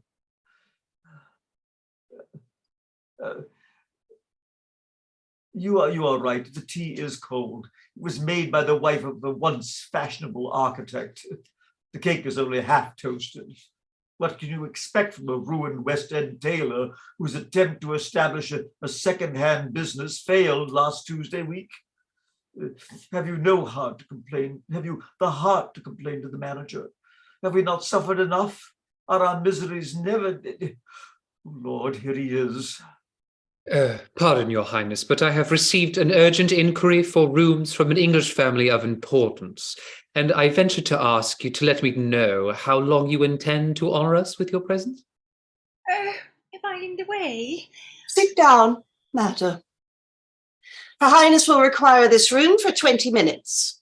20 minutes? Yes. It will take fully that time to find a proper apartment in a respectable hotel.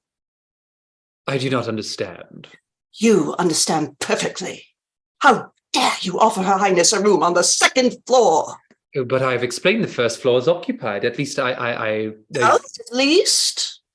It is occupied. Don't you dare tell Her Highness a falsehood. It is not occupied. You are saving it up for the arrival of the 5:15 express, from which you hope to pick up some fat armaments contractor who will drink all the bad champagne in your cellar at 5 francs a bottle and pay twice over for everything because he is in the same hotel with Her Highness and can boast of having turned her out of the best rooms. But Her Highness was so gracious. I did not know that Her Highness was so at all particular. And you take advantage of Her Highness' graciousness. You impose on her with your stories. You give her a room not fit for a dog. You send cold tea to her by a decayed professional person disguised as a waiter. But don't think you can trifle with me. I am a lady's maid, and I know the ladies' maids and valets of all the aristocracies of Europe and all the millionaires of America. When I expose your hotel as the second-rate little hole it is, not a soul above the rank of a curate with a large family will be seen entering it. I shake its dust off my feet, order the luggage to be taken down at once. Oh, can your highness believe this of me? Have I had the misfortune to offend your highness? Oh, no, I am quite satisfied. Please, I You're don't... just dissatisfied with me? Oh, no, please don't think that. I only meant that I You was... hear? Perhaps you think Her Highness is going to do the work of teaching you your place yourself instead of leaving it to her maid? Oh, please, mademoiselle, believe me, our only wish is to make you perfectly comfortable. But in consequence of the war, all royal personages now practice a rigid economy and desire us to treat them like their poorest subjects. Oh, yes, you are quite right. There, Her Highness forgives you, but don't do it again. Now go downstairs, my good man, and get that suite on the first floor ready for us. And send some proper tea. And turn on the heating apparatus until the temperature in the rooms is comfortably warm, and have hot water put in all the bedrooms. There are basins with hot and cold taps. Yes, there would be. Suppose we must put up with that. Sinks in our rooms and pipes that rattle and bang and guggle all over the house whenever anyone washes his hands. I know.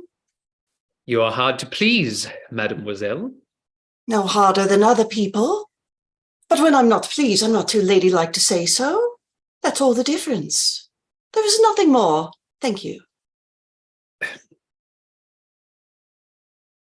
It's wonderful. How have you the courage? In your Highness' service, I know no fear. Your Highness can leave all unpleasant people to me. How I wish I could. The most dreadful thing of all, I have to go through myself. Dare I ask what it is, Your Highness? I'm going to be married. I'm to be met here and married to a man I never saw. A boy who never saw me. One of the sons of the Inca of Jerusalem. Indeed, which son? I don't know. They haven't settled which. It's a dreadful thing to be a princess. They just marry you to anyone they like. The Inca is to come and look at me and pick out whichever of his sons he thinks will suit. Then I shall be an alien enemy everywhere except in Jerusalem, because the Inca has made war on everybody. And I shall have to pretend that everybody has made war on him too. Oh, it's too bad. Well, a husband is a husband. I wish I had one. Oh, how can you say that? I'm afraid you're not a nice woman. Your Highness is provided for. I'm not. Even if you could bear to let a man touch you, you shouldn't say so. I shall not say so again, Your Highness, except perhaps to the man. Oh, it's too dreadful to think of. I wonder you can be so coarse. I really don't think you'll suit. I'm sure now that you know more about men than you should. I am a widow, Your Highness. Oh, I beg your pardon. Of course I ought to have known you would not have spoken like that if you were not married. That makes it all right, doesn't it? I'm so sorry. Your Highness, an officer asks to see you on behalf of the Inca of Jerusalem. No, I can't. Really? What shall I do? On important business, he says, Your Highness. Captain Duval. Duval. Nonsense. The usual thing. It is the Inca himself, incognito. Oh, send him away. Oh, I'm so afraid of the Inca. I'm not properly dressed to receive him, and he is so particular. He would order me to stay in my own room for a week. Tell him to call tomorrow. Say I'm ill in bed. I can't. I won't. I daren't. You must get rid of him somehow. Leave him to me, Your Highness. You would never dare. I am an English woman, Your Highness, and perfectly capable of tackling 10 Incas if necessary. I will arrange the matter. Show Her Highness to her bedroom, and then show Captain Duval in here. Oh, thank you so much. Oh, thank you. And oh, please, if I must have one of his sons, I should like a fair one that doesn't shave, with soft hair and a beard. I couldn't bear to be kissed by a bristly person. Oh, Captain Duval.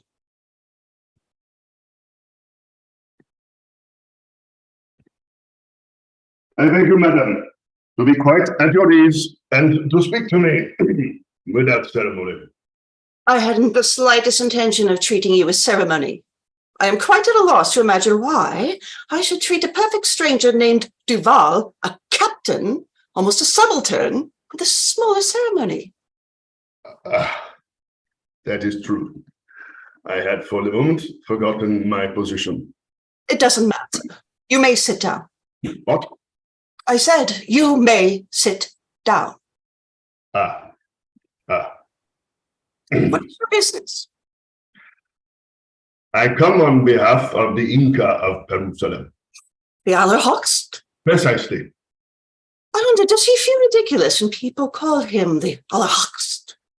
Why should he? He is the Allerhost. Is he nice looking? I am not a good judge. They say he takes himself very seriously. Why should he not, madame? Providence has entrusted to his family the care of a mighty empire. He is in a position of half divine, half paternal responsibility towards 60 millions of people whose duty it is to die for him at a word of command. To take himself otherwise than seriously would be blasphemous. It is a punishable offense, severely punishable in Jerusalem. It is called Inca disparagement.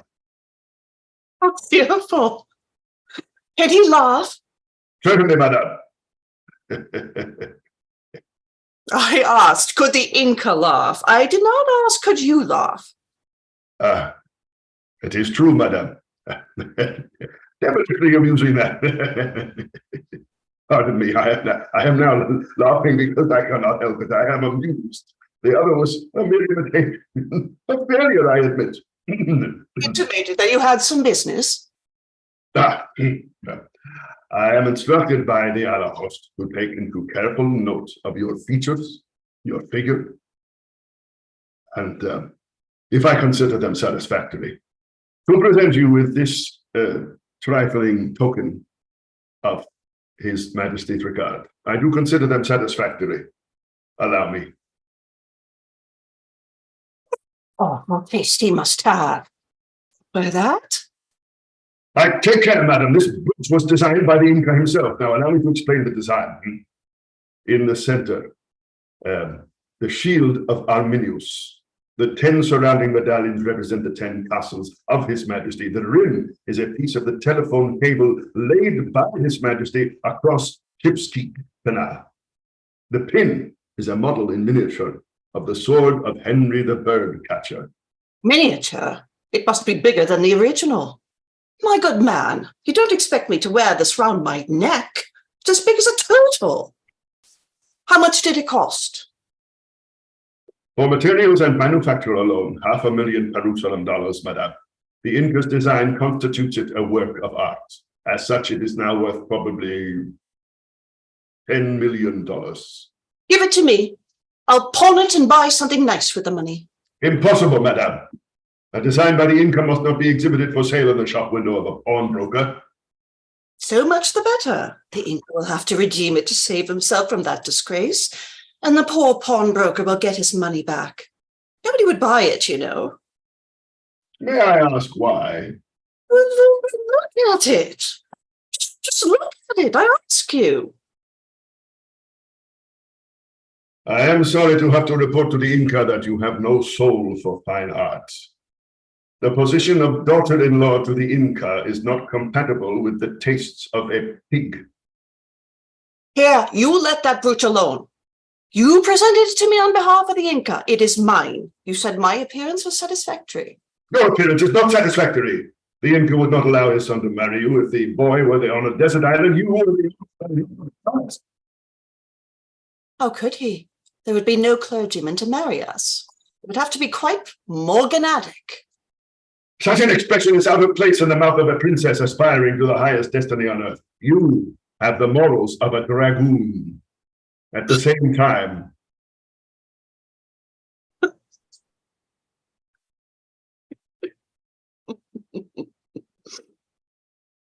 there is a certain coarse fun in the idea, which compels me to smile.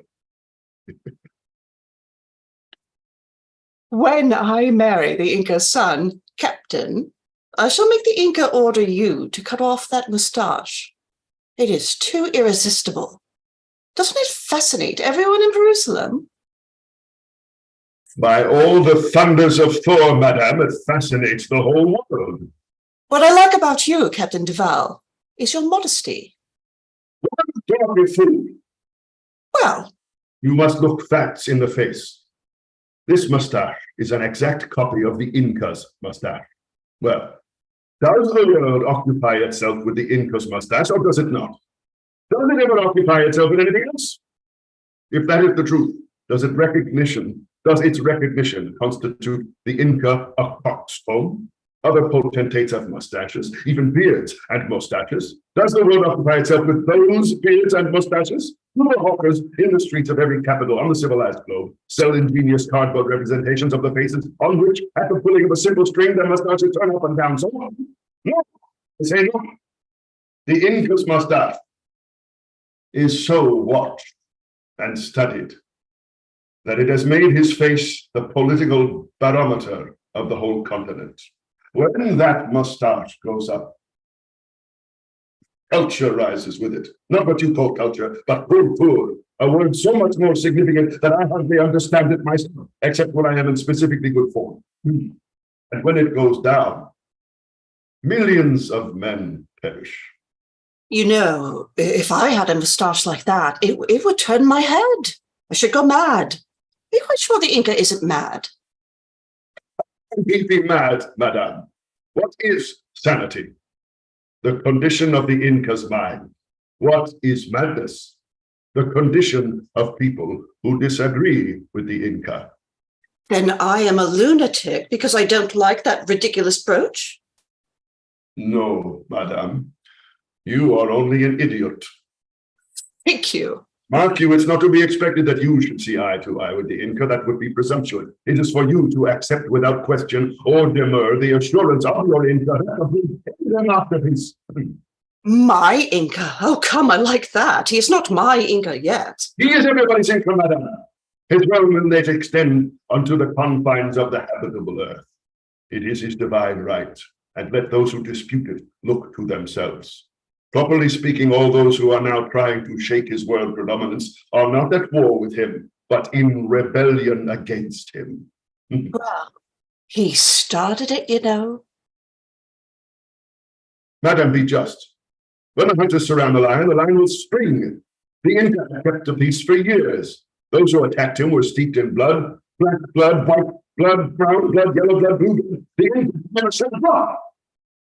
He'd only talked. Talked. What is more glorious than talk? Can anyone in the world talk like him? Madame, when he signed the declarations of war, he said to his foolish generals and admirals, "Gentlemen, you will all be sorry for this." And they are. They know now that they had better have relied on the sword and the spirit. In other words, on their Inca's talk, than on their murderous cannons. The world will one day do justice to the Inca as a man who kept the peace with nothing but his tongue and his mustache. And while he talked just as I am talking now to you, simply, quietly, sensibly, but greatly. There was peace. There was prosperity. Jerusalem went from success to success. He has been silenced for a year by the roar of the Trinotrot Halloween and the bluster of fools, and the world is in ruins. What a tragedy. Captain Duval, I don't want to be unsympathetic, but suppose we get back to business. Business? What business? My business. He wants me to marry one of the Inca sons. I forget which. As far as I can recollect the name, it is His Imperial Highness Prince Eitel William Frederick George Franz Joseph Alexander Nicholas Victor Emmanuel Albert Theodore Wilson the Esquire. Please, may I have him with a shorter name? What is he called at home? He is usually called Sonny, madam. But will you please understand that the Inca has no desire to pin you to any particular sons? There's Chips and Spots and Lulu and Pongo and the Corsair and the Piffler and Jack Johnson II. All are unmarried, at least not seriously married. Nothing, in short, that cannot be arranged. They are all at your service. Are they all as clever and charming as their father? Excellent lads, madame. Very honest, affectionate creatures. I have nothing against them. Pongo imitates farmyard sounds, cock crowing, that sort of thing. Extremely well. Lulu plays Strauss's Symphonia Domestica on the mouth organ, really screamingly. Chip keeps owls and rabbits. Spot motor bicycles. The Corsair commands canal barges and steers them himself. The Piffler writes plays and paints most abominably. Jack Johnson trims ladies' hats and boxes with professionals hired for that purpose. He is invariably victorious. Yes, they all have their different little talents. Also, of course, their family resemblances. For example, they all smoke. They all quarrel with one another. And they none of them appreciate their father, who, by the way, is no mean painter, although the Piffler pretends to ridicule his efforts. Quite a large choice, eh? But very little to choose, believe me. I should not recommend Pongo, because he snores so frightfully that it has been necessary to build him a soundproof bedroom. Otherwise, the royal family would get no sleep. But any of the others would suit equally well, if you really are bent on marrying one of them. Yeah. What is this? I never wanted to marry one of them. I thought you wanted me to. I did, madam, but you are not quite the sort of person I expected you to be. And I doubt whether any of these young degenerates would make you happy. I trust I'm not showing any want of natural feeling when I say that from the point of view of a lively, accomplished, and beautiful woman, they might pall after a time. I suggest that you might prefer the Inca himself.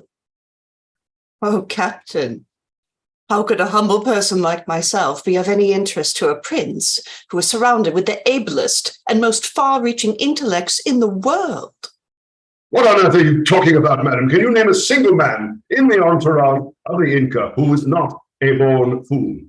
Oh, how can you say that? There is Admiral von Cockpitz. Not von Cockpitz. Nothing that von Cockpitz ever goes to heaven before 3 weeks are over.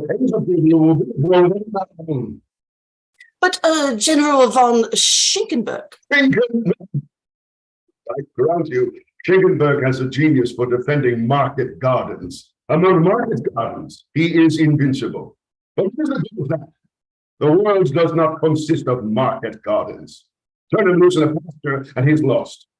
The Inca has defeated all these generals again and again at maneuvers, and yet he has to give place to them in the field because he would be blamed for every disaster, accused of sacrificing the country to his vanity. Vanity. Call him vain. Just because he is one of the few men who are not afraid to live. Why do they call themselves brave? Because they have not sense enough to be afraid to die. Within the last year, the world has produced millions of heroes. Has it produced more than one Inca? Fortunately not, Captain. I'd rather marry Chips. Chips? No, I would not marry Chips. Why? Chips talks too much about himself. Well, what about Snooks? Snooks? Who is he? Have I a son named Snooks? There are so many. So many I often forget. But I wouldn't marry him anyhow if I were you. Any of them inherited the family genius. Surely if Providence has entrusted them with the care of Jerusalem, if they are all descended from Bedrock the Great. Madam, if you ask me, I consider Bedrock a grossly overrated monarch. Oh, Captain, take care. Inca disparagement. I repeat, grossly overrated. Strictly between ourselves. I do not believe all this about Providence entrusting the care of 60 million human beings to the abilities of Chips and the Piffler and Jack Johnson. I believe in individual genius. That is the Inca's secret. It must be. Why, hang it all, madam, if it were a mere family matter, the Inca's uncle would have been as great a man as the Inca. And well, everyone knows what the Inca's uncle was. My experience is that the relatives of men of genius are always the greatest duffers imaginable. Precisely. That is what proves that the Inca is a man of genius. His relatives are duffers. But bless my soul, Captain, if all the Inca's generals are incapables and all his relatives duffers, Jerusalem will be beaten in the war. And then it will become a republic like France after 1871, and the Inca will be sent to St. Helena. That is just what the Inca is playing for, madame. It is why he consented to the war. What? The fools talk of crushing the Inca, but they little know their man. Tell me this. Why did St. Helena extinguish Napoleon? I give it up. Because, madame, with certain rather remarkable qualities, which I should be the last to deny, Napoleon lacked versatility. After all, any fool can be a soldier. We know that only too well in Jerusalem, where every fool is a soldier. But the Inca has 1,000 other resources. He is an architect. Well, St. Helena presents an unlimited field to the architect. He's a painter. Need I remind you that St. Helena is still without a national gallery? He is a composer. Napoleon left no symphonies in St. Helens. Send the Inca to St. Helens, madam, and the world will crowd thither to see his work, as they crowd now to Athens to see the Acropolis, to Madrid to see the pictures of Velasquez, to Beirut to see the music and dramas of that old egotistical rebel, Richard Wagner, who ought to have been shot before he was 40, as indeed he very nearly was. Take this from me. Hereditary monarchs are played out. This is the age the age for men of genius has come. The career is open to the talents. Before 10 years have elapsed, every civilized country, from the Carpathians to the Rocky Mountains, will be a republic. And goodbye to the Inca. On the contrary, madame, the Inca will then have his first real chance. He will be unanimously invited by those republics to return from his exile and act as super president of all the republics. But won't that be a come down for him? Think of it. After being Inca to being a mere president. Oh, why not? An Inca can do nothing. He's tied hand and foot. A constitutional monarch is openly called an India rubber stamp. An emperor is a puppet. The Inca is not allowed to make a speech. He is compelled to take up a screed of flatulent twaddle written by some noodle of a minister and read it out. Look at the American president. He is the Holocaust, if you like. No, madam, believe me, there is nothing like democracy. American democracy. Give the people voting papers. Good, long voting papers. American fashion. And while the people are reading the voting papers, the government does what it likes. What? You two worship before the Statue of Liberty, like the Americans? Not all Americans, madame. The Americans do not worship the Statue of Liberty. They have erected it in the proper place for a Statue of Liberty, on its tomb. Oh, you'd better not let them hear you say that, Captain. Quite safe, madame. They would take it as a joke. And prepare yourself for a surprise, a shock. Brace yourself, steel yourself, and do not be afraid. Never on earth can you be going to tell me, Captain. Madame, I am no captain. You are the Inca in disguise. Good heavens, how can you know that? Who betrayed me? How could I help divining it, sir? Who is there in the world like you? Your magnetism. True. I had forgotten my magnetism. But you know now that beneath the trappings of imperial majesty, there is a man. Simple, frank, honest, modest, unaffected, colloquial, a sincere friend, a natural human being, a genial comrade, one eminently calculated to make a woman happy. You, on the other hand, are the most charming woman I have ever met. Your conversation is wonderful. I have sat here almost in silence, listening to your shrewd and penetrating accounts of my character, my motives, if I may say so, my talents. Never has such justice been done me.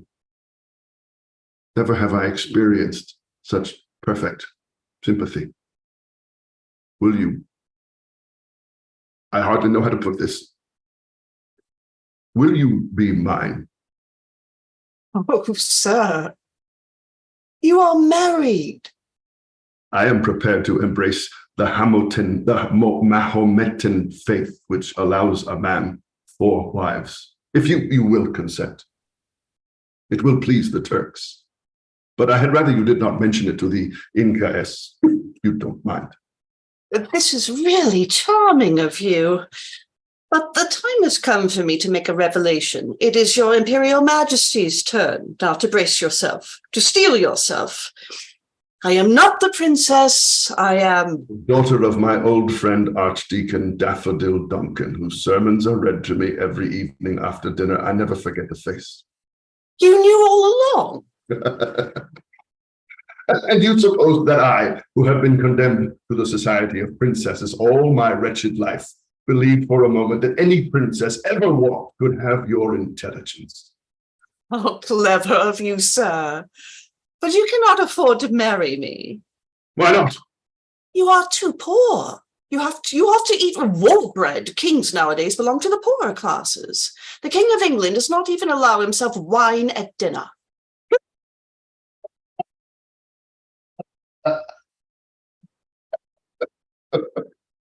Not, sir. I live in that style. I'm the widow of a millionaire ruined by your little war. A millionaire? What are millionaires now, with the world crumbling? Excuse me, mine was a hyphenated millionaire. A highfalutin millionaire, you mean? That's very nearly. I think it quite the worst pun I ever heard. The best puns have all been made years ago. Nothing remained but to achieve the worst. However, madam, I prefer a seated audience. So, madam, I recognize my presumption in having sought the honor of your hand. As you say, I cannot afford it. Victorious as I am hopelessly bankrupt. And the worst of it is, I am intelligent enough to know it.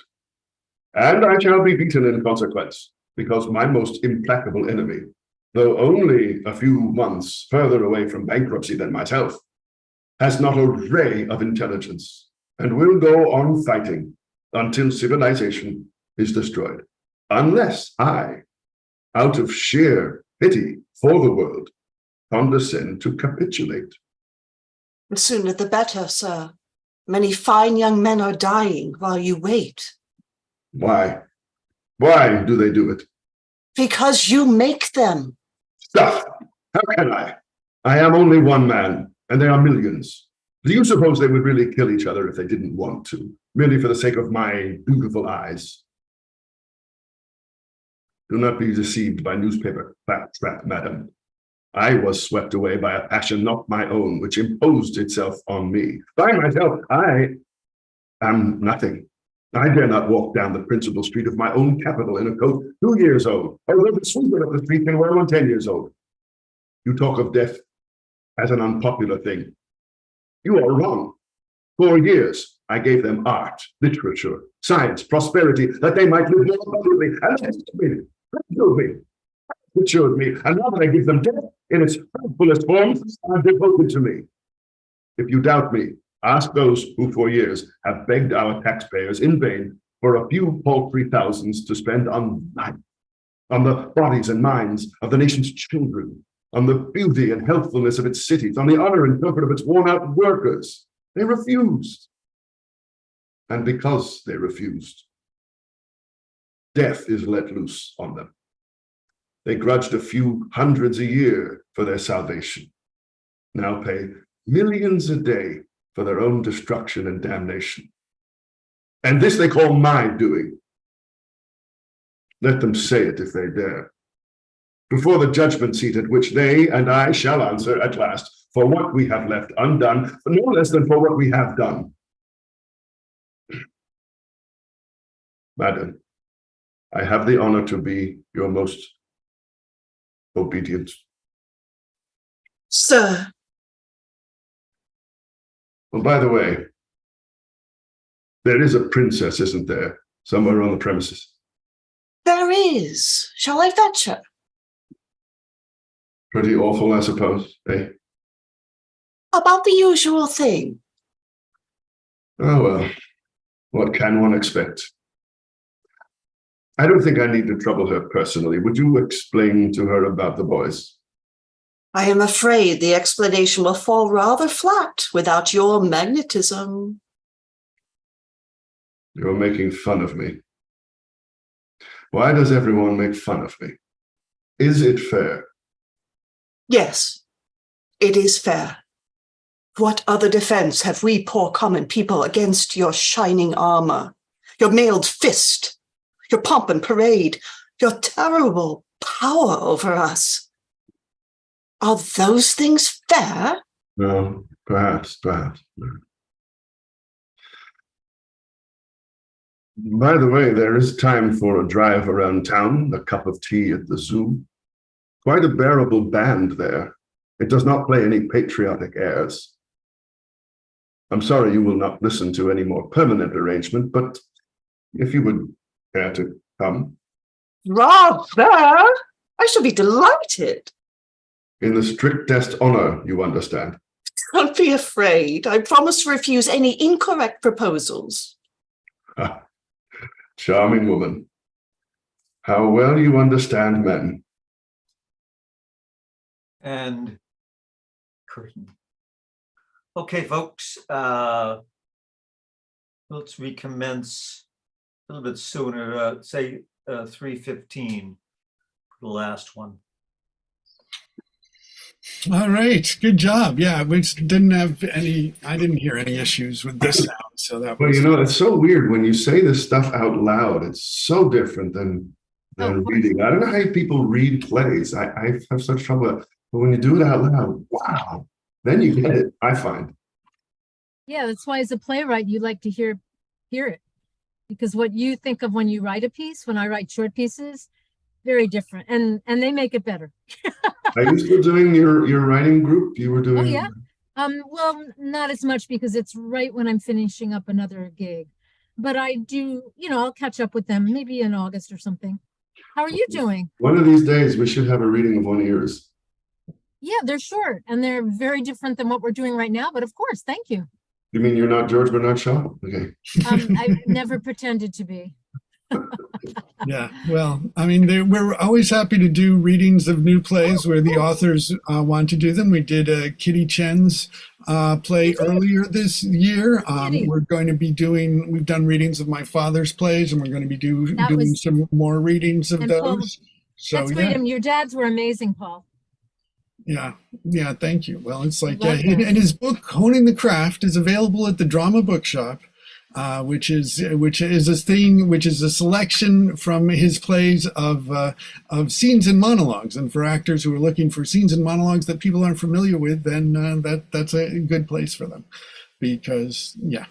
So, and yes, in the scenes and monologue section at the Drama Bookshop, the illustrious Drama Bookshop, which has decided not to carry first folio editions anymore. So, but anyways. Somebody must. There must be other bookshops around that would want those. Yeah, well, I've got to do more in terms of getting my website up so that people can order them directly from that. But of course, anybody can always email me if they need some folio and or quarto scripts. So, but No, you're right.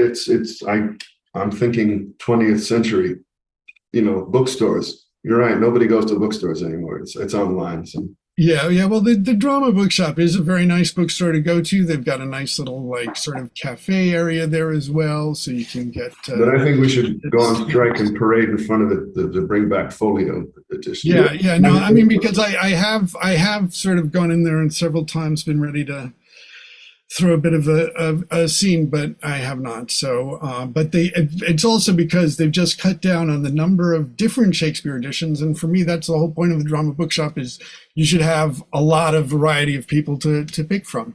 And so, and just also that they're also at the front of the Shakespeare thing, they've got these translations of Shakespeare, which drives me crazy. Translations? Yeah. It's most of these, I think, are coming from the Ashline Shakespeare Festival out in Oregon. It's like, to make Shakespeare connect more to people, we're having these playwrights take the plays and then rewrite them so that you can be understood in modern English. But Shakespeare is modern English. It's just people are too lazy to sort of learn to listen to things beyond what they already know. And I think we'd be doing much better to try and just do better Shakespeare with his actual words, which are really what makes him great. Your passion for this is so great, Paul. Yeah, I was going to say, try to let your feelings out. Yeah. Yeah, I agree. Has anybody seen the ZocDoc commercials? No, what is On that? television? It's similarly catering to this sort of infantile, just make it easy. Yeah. If you saw it, you'd see what I'm talking about. There's tons of them. I don't know if they're still running. I know them because they came after me with COVID started, because everything was migrating online, and they're a big online. They're a service to go find your doctor quick or something like that. Hey, Anna? Yes. Anna, when we speak together, you want to just when we see our line coming up, we'll do like a 2 count or something? Will that work? A 2 count? Yeah, like a 1, 2. If we see our cue coming up when we're together. Okay. 2 or 3 secs? That works for Gilbert, yes. That's what I'm thinking. Before speaking, you mean? Yeah, it's like, for example, page 2. Mm-hmm. We have 3 of us. The 3 John Smith's line. Mm-hmm. Anyway, it's fun line. if it doesn't work, that'll be good too. It'll all be good. And there's a party starting outside my apartment in 15 minutes, so I apologize. It's not my party. Vicky, do you know how to set your audio things? Because there's a setting that will cut out all background noise. Yes, I do, and I use it in day gigs. But I don't see it on my computer, which is a lot less fancy. Are you hearing background right now? I'm No. not. Not right now. No. Okay. They'll be 4 floors below this laptop. Yeah, David feels it'll be okay.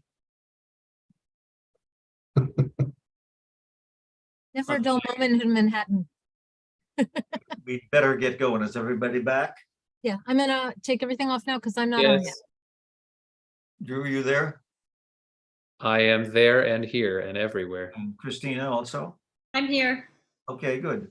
I decided to throw in a Gilbert, even though it's totally unrelated to anything else we were doing this afternoon, because it is the silly season, and as the English call it, and Gilbert passed away in May of 1911. So I thought it'd be nice to honor him. Some of us owe him a great debt of gratitude because I've earned quite a bit of money from Gilbert and Sullivan's works over the years. So this play is, I think, a pretty early one of his. It takes place in a hotel, in a lodging house type hotel. There is a corridor in the hotel with doors numbered 12, 13, and 14.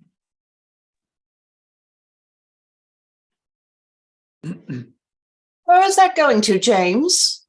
This, Mum? Oh, it's for Mr. John Smith, Mum. Simpkins Commercial and Family Hotel, Borough. Very good. Then it goes into 13. Mr. Smith is in there.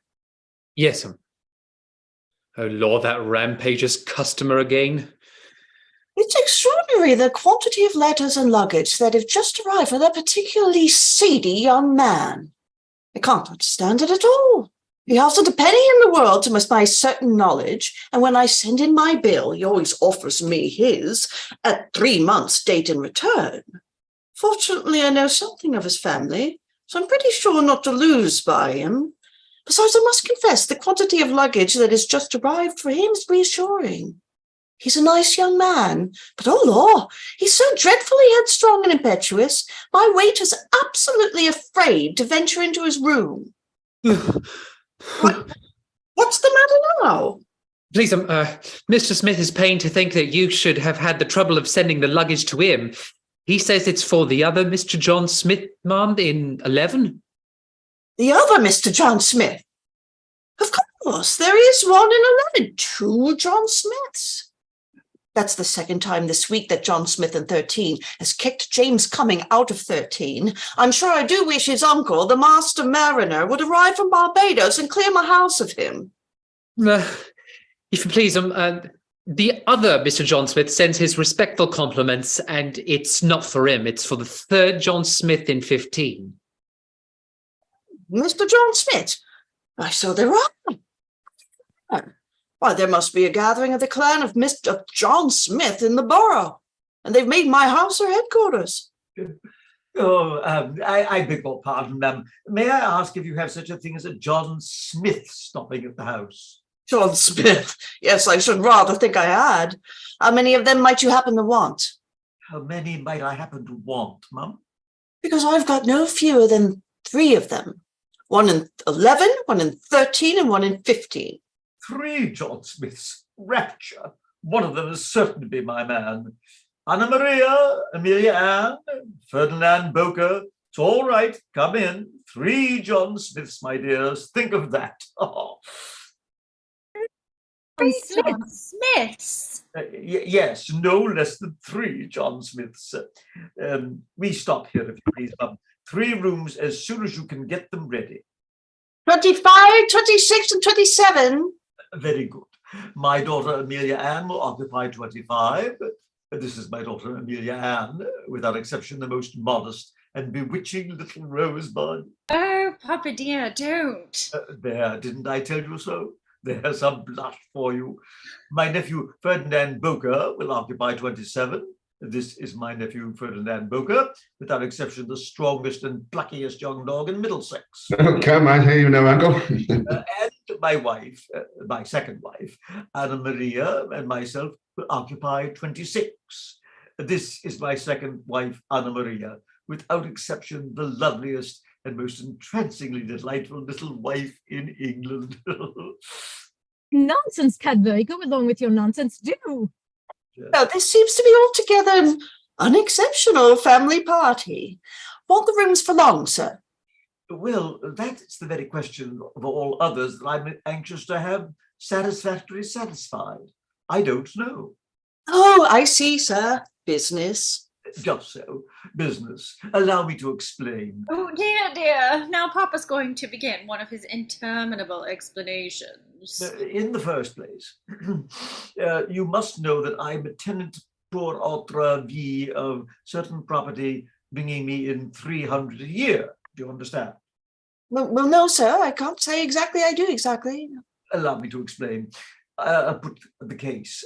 Mrs. Simpkins, I want to settle 300 a year on you. You don't mean that, sir? Oh, no, no, no, of course I don't mean it. Don't I tell you that I'm putting a case? Very good. I want to settle 300 a year on you. Well, I do it, and there's an end of it. That's the simplest way of settling it. But during the life of, say, your head waiter, don't you see? I think I do, sir. Very good. Now, one Smith, a distant relation of mine, has settled on me property worth 300 a year during the life of his nephew, one John Smith. What did he want to do that for? Precisely the identical question that I'm asking myself every day of the week, every day, every hour, every minute. I ask myself, what in the devil's name did one Smith, a distant relation of mine, want to make my income dependent on the life of his confounded nephew for? He'd much better have left me alone. Poor, I was happy. Rich, I'm miserable. How to ensure the perpetual safety of this infernal John Smith is a problem that haunts me night and day. It's a hideous nemesis, ma'am, dressed in £5 notes. And an uncommonly pretty dress, too.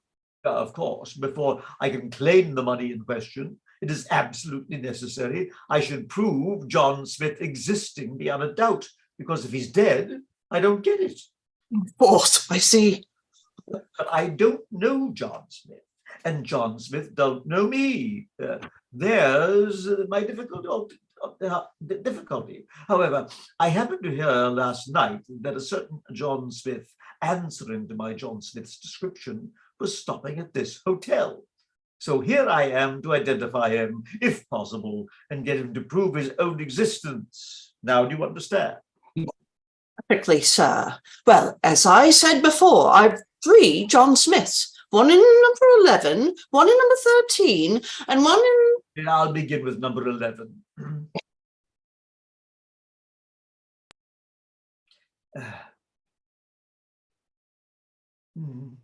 Yes, the poor things, they're all asleep, quite tired out with the fatigue of the journey.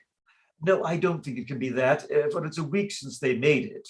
They came to London, ma'am, before me in order to purchase my daughter's trousseau.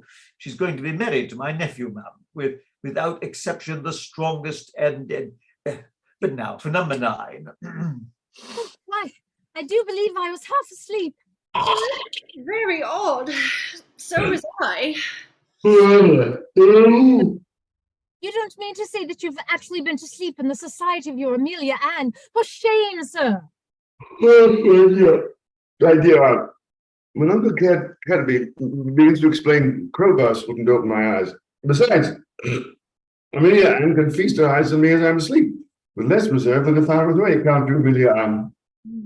Insufferable puppy. Oh, how different to the devoted young man with the black moustache who paid such attention to me at the licensed victualler's ball, who has been following us for the entire last 12 months.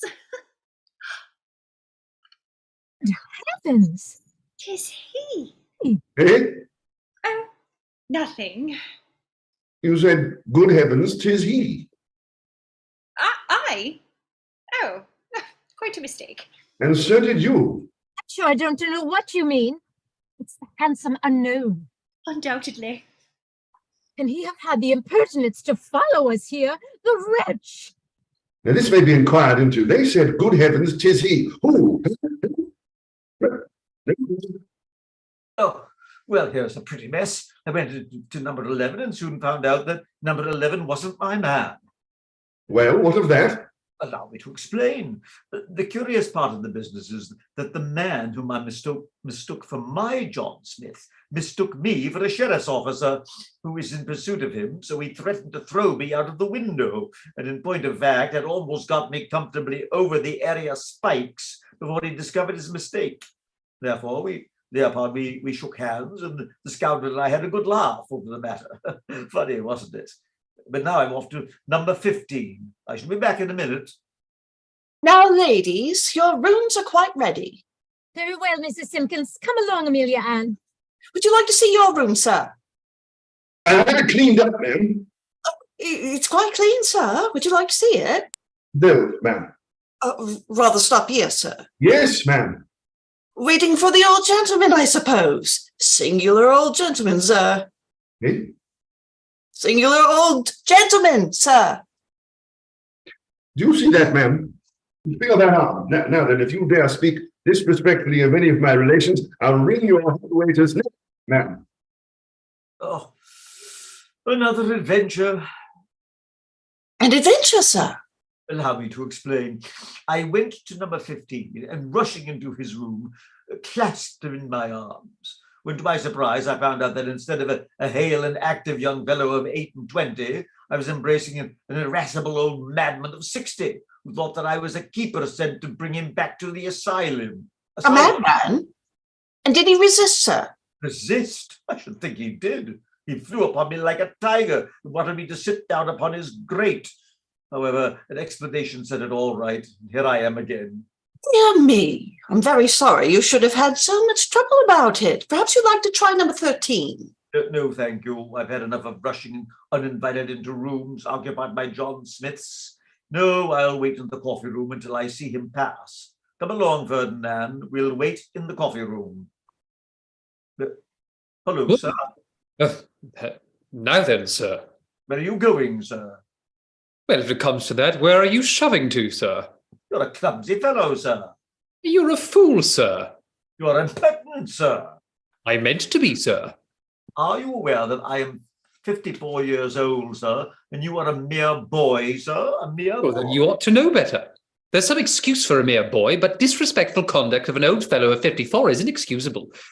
Go along, I'm ashamed of you. You shall answer to me for this language, sir. Oh, go to the devil. Sir, Get out! Don't bother. you shall give me satisfaction, sir, Eh, in the person of my nephew, sir. There, now I say, now come, you know.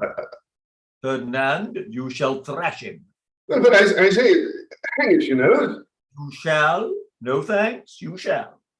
But this gentleman hasn't insulted me. Remember Amelia Ann, she's not yours yet. Yes, Ferdinand, you are fairly matched. fairly matched.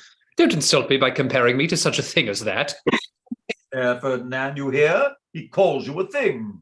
Well, so I am. Ferdinand, you are a coward. You a coward? Remember Amelia Ann? Oh, Lord, suppose I'm in for it. Sir? Sir? Yes, sir. Sir, I tell you, sir, that I'm remarkably powerful. My strength, sir, is absolutely prodigious. Well, I don't care. Don't care? Why, I could knock your head off your shoulders at a single blow. What, you? Yes, sir, I. Go along with you. Oh, you smashed my head. Ferdinand, this is too serious a matter to be comfortably settled. He has insulted the honor of the whole family in the person of your hat. Ferdinand, cold steel alone will set it straight. Cold steel or hot iron is all that's necessary. Ha! You quail. Remember Amelia Ann? But hang it, I may be killed. Of course you may. In the event of that disaster, Amelia Ann shall carve your epitaph upon your tomb with her own fair hand. What more could you want? But still, I don't see that. And if that isn't enough, I will myself plant a willow over your grave and water it with my tears. Come. You will? I will. That decides me. Time, place, and weapons, sir. Whenever, wherever, and with whatever you like, sir. Very good. This day, month, sir. This day, month? Oh, bosh, say today. Today be it then. Where? Wherever you like. Oxford Street at 3. And better make it Wimbledon Common. Very good. Wimbledon Common. Weapons? Oh, anything. Very good. Pistols I'm agreeable. at 100 paces. 100? Nonsense. 20. Good. 20 paces with swords. Nonsense. Pistols. In 1 hour, I shall call for you. In 1 hour, I shall be ready. Well, that's comfortably settled. Very much so. But where are you going to? I am off to find my John Smith, to be sure.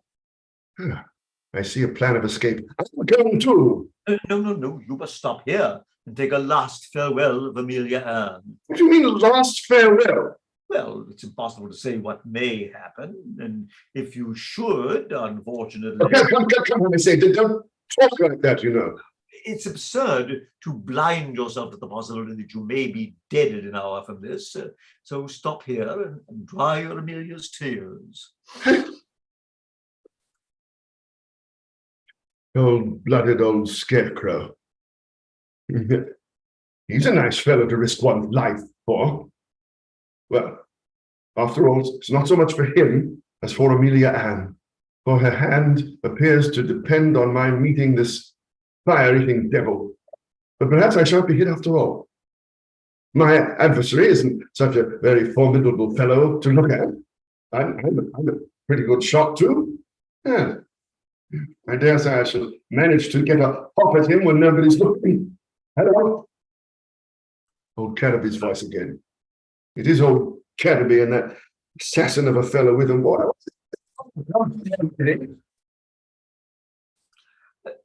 No, young man, I shall not leave you until I have absolutely overwhelmed you with the abundance of my gratitude. his gratitude. Hey, what's all this? Don't mention it. It's nothing at all.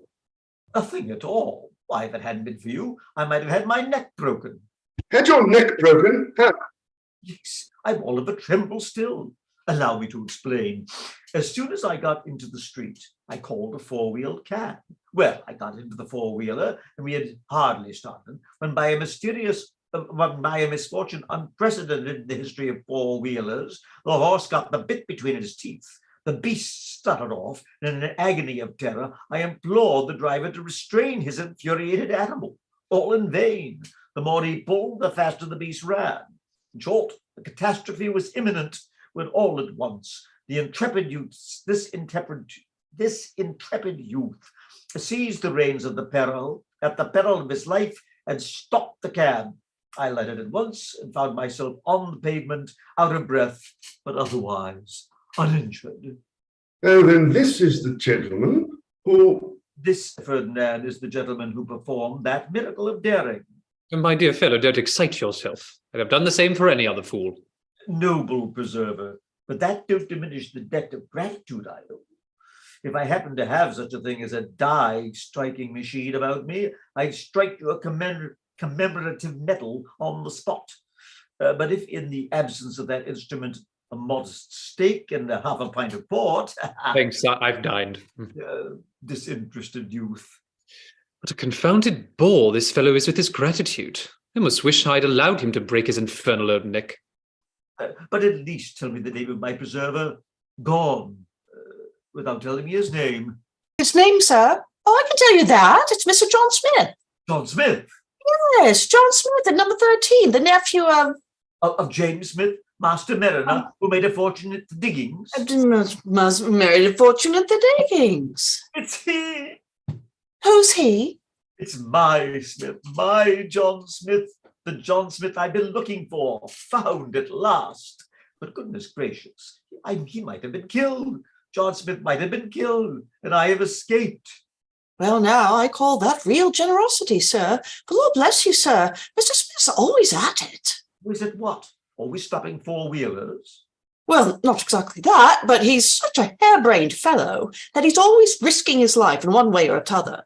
The other day, he undertook to drive a four-wheeler blindfolded down Cheapside in the middle of the day, and tomorrow he is going to climb down the monument from the outside head first for a wager. Is he? Not if I can prevent it. Lord, sir, he don't set a pin's value on his life, he don't. Oh, don't he? But I do. A good many pins value. However, fortunately, I'm living under the same roof, and I'll take good care that... But gracious goodness. What's the matter now? The duel, that infernal duel. Well, you know, you got me into that mess. Then I'll get you out of it. That's only fair. But I'm committed to it now. It shall not, must not take place. Remember Amelia Ann. No, but come, you know, Say, And now, gentlemen, if you're ready, I am. One moment, my dear sir. You'll apologize, I suppose. what? Apologize because he knocked my hat over my eyes? Not exactly. Why, he hurted me. Well, what of that? Joke, a good joke. Ferdinand, I'm sorry to see you. You can't take a joke. Why, people bonnet me about 20 times a day and they like it. Now, gentlemen, are you coming or are you not? I'm ready, sir. Lead on. Ferdinand, at your peril. One moment, young man. I think it's just possible that this may be arranged. Impossible. Answer the question. Allow me to explain. You mustn't mind my nephew.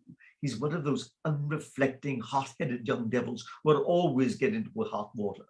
But he sees the enormity of his behavior and he deeply regrets it. Don't you, Ferdinand? You deeply regret it. What? Like that? Well, there, you hear? He likes that. He says so. No, I'm sure I regret it very much. But He regrets it very much. Don't you hear? He regrets it very much. not a bit of it. I don't regret it. Come on, sir. Come along, sir. Gracious heavens, how shall I prevent this? An idea. My dear sir, it's only right to put you in possession of a fact of which you are not aware. My unfortunate nephew is Well, sir. most melancholy thing, sir. Weak here, decidedly weak, always was. Not unaccountable, runs in the family. So I see. He's only just out of Colney Hatch. How come you know? I say, Now you know you're only just out of Colney Hatch, Ferdinand. Remember Amelia Ann? Confound it. Well, I suppose I must. Yes, sir. It's only too true. I am just out of Colney Hatch, sir. Melancholy thing, but I am a gibbering idiot, sir. Well, I said you were from the first, and since you are, as you say, a gibbering idiot, there's no more to be said. That's all right. Fetch my wife and Amelia Ann, my poor boy. I must get her away, or they'll be quarreling again. Come, Ferdinand, look alive. But I say it's rather hard to allow him to suppose that. Go along, never mind him. Very well, I go.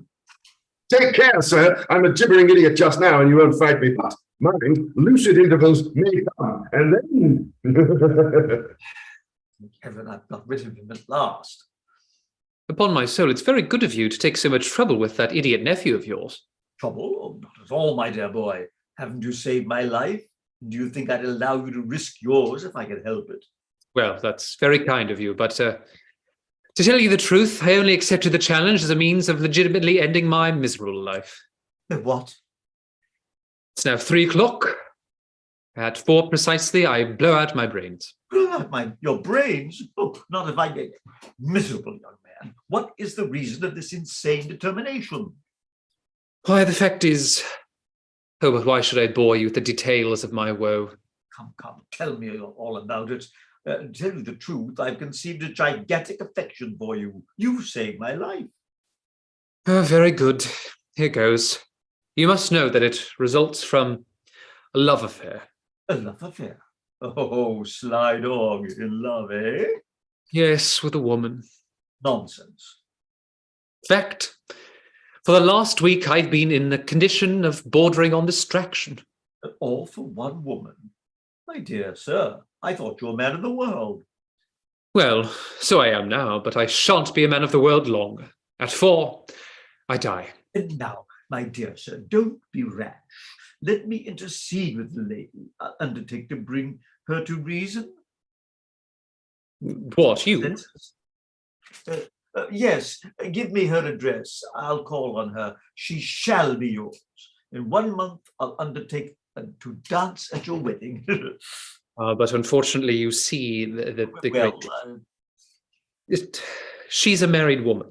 a married woman, agony. So you see, you've undertaken more than you can manage. Yes, unless Anna Maria meets me here. Anna Maria? Oh, yes, Anna Maria Cadeby. That's her name. Unless she meets me here by 4 o'clock, I blow out my brains. My wife, there's a pretty position. My wife on the one hand and my annual income on the other. Now, how the deuce am I to get over this? Oh, you are here, Mrs. Caddaby. Why, Cadbury, dear, what in the world is... Matter, ma'am? Matter enough, ma'am. I know all, Mr. John Smith, ma'am. You see, I'm acquainted with your heartless behavior. He has written to you appointing a meeting. Which I have refused to give. Yes, confound it. That's just it. Oh, no, I don't mean that. Hang it, I mean that was quite right. But don't you know who this John Smith is? No, Sergeant, not indeed. I only know that for the last week he has bothered me with following me everywhere. His persecutions are intolerable. Anna Maria, are you aware that this John Smith is the young man on whose life depends our annual income? And what is that to me? Why, he loves you I know. and threatens to blow his brains out unless you meet him. He threatens, but he'll never do it. People who intend to commit suicide don't talk about it. But he will, I tell you. I've examined his head, and his destructiveness is absolutely colossal. Really? Well, now that's very unfortunate. What shall I do? Well, if you could only manage to see him, and in the course of the interview contrive to instill into his mind a hope, a very faint hope, that won't be realized, you know, that he ensured that both of you would yet. I see, I understand. An idea. Yes, what is it? Never mind, leave it all to me. I'll answer for it that I'll send him about his business, and with the usual allowance of brains in his skull too. You will, that I trust you implicitly to you. He comes. Where can I listen? Behind the door. The hour is struck. No Anna Maria. I die. Good heavens, John! Oh, at last. Then I was not deceived. You really intended to... Blow out my brains. Undoubtedly, madam. But you must not die. I cannot allow such... And you can consent to love me? Oh, I didn't say that. Very good, then I die. Smith, Okay? such devoted love could not fail to affect me. Your infatuation has conquered my resolution, and I cannot help acknowledging that your affection is returned. Oh, ecstasy. Oh, you infernal ruffian. But you must know that when I love, I do not love as other people do. My love is resistless, overwhelming. So is mine. Love that can brook no indifference, that stops at no obstacle. Precisely the very kind of love that I have always longed for. We must run away. We must? We will leave for London. We will. To Putney. Putney? Nonsense. Petroleum. Petroleum? Yes, the oil city. Oh, this is going too far. I shall go and lock up our clothes. But do you insist on petroleum? I do. Does the length of the journey alarm you? Deuce take it, my dear girl. Allow me to remark that I am only a lawyer's clerk and that I haven't a penny in the world. What of that? No more have I. We start tonight. But I say. We will travel on foot, hand in hand. But how about the Atlantic? Things, remember, tonight. He wanted unrelenting, uncalculating love. Well, now he's got it, and I hope he likes it. Oh, confound it, I didn't expect this. What an enthusiastic Amazon of a woman. Petroleum? I, who only thought of a quiet elopement in Putney. What the devil am I to do about it? Papa? Papa? Good heavens, a man. Oh, a young lady, good gracious. Oh, I believe I have the pleasure of addressing... Mr. John Smith. Miss Amelia Ann Caddaby, I believe, whom I had the pleasure of meeting at the licensed victualler's ball last winter. Oh, I remember perfectly. Oh, what a delightful evening that was. 11 waltzes, I think. 12. 12? So it was, huh? And all the intermediate dances we sat out together. So we did. It was a delightful evening. Yeah, how kind of you to say so.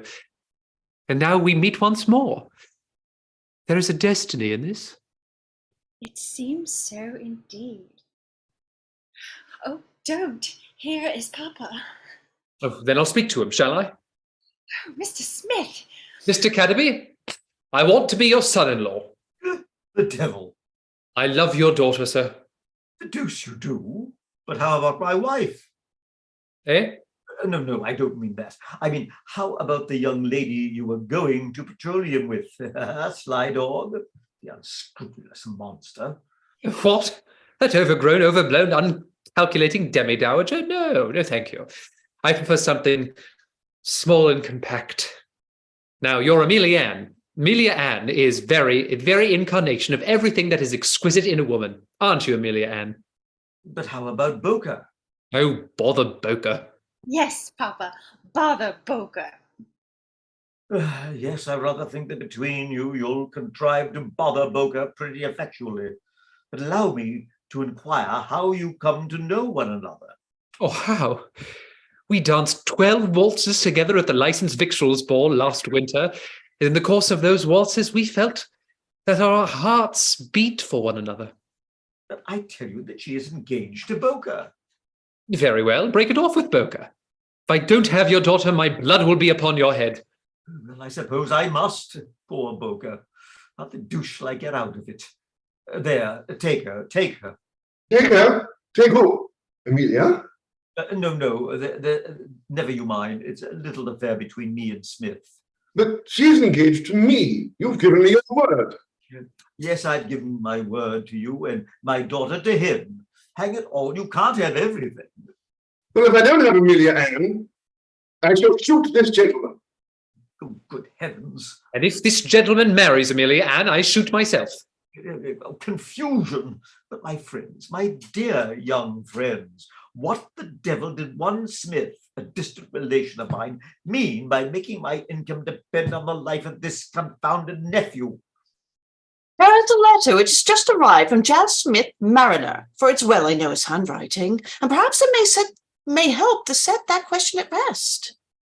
James Smith, Master Mariner, give it to me and send my wife here. Here's your wife, sir. What? My Anna Maria, his wife? Oh, confounded, here's a mess. Well, Mr. Smith, I'm quite ready to start for petroleum. Hold your tongue, for goodness sake.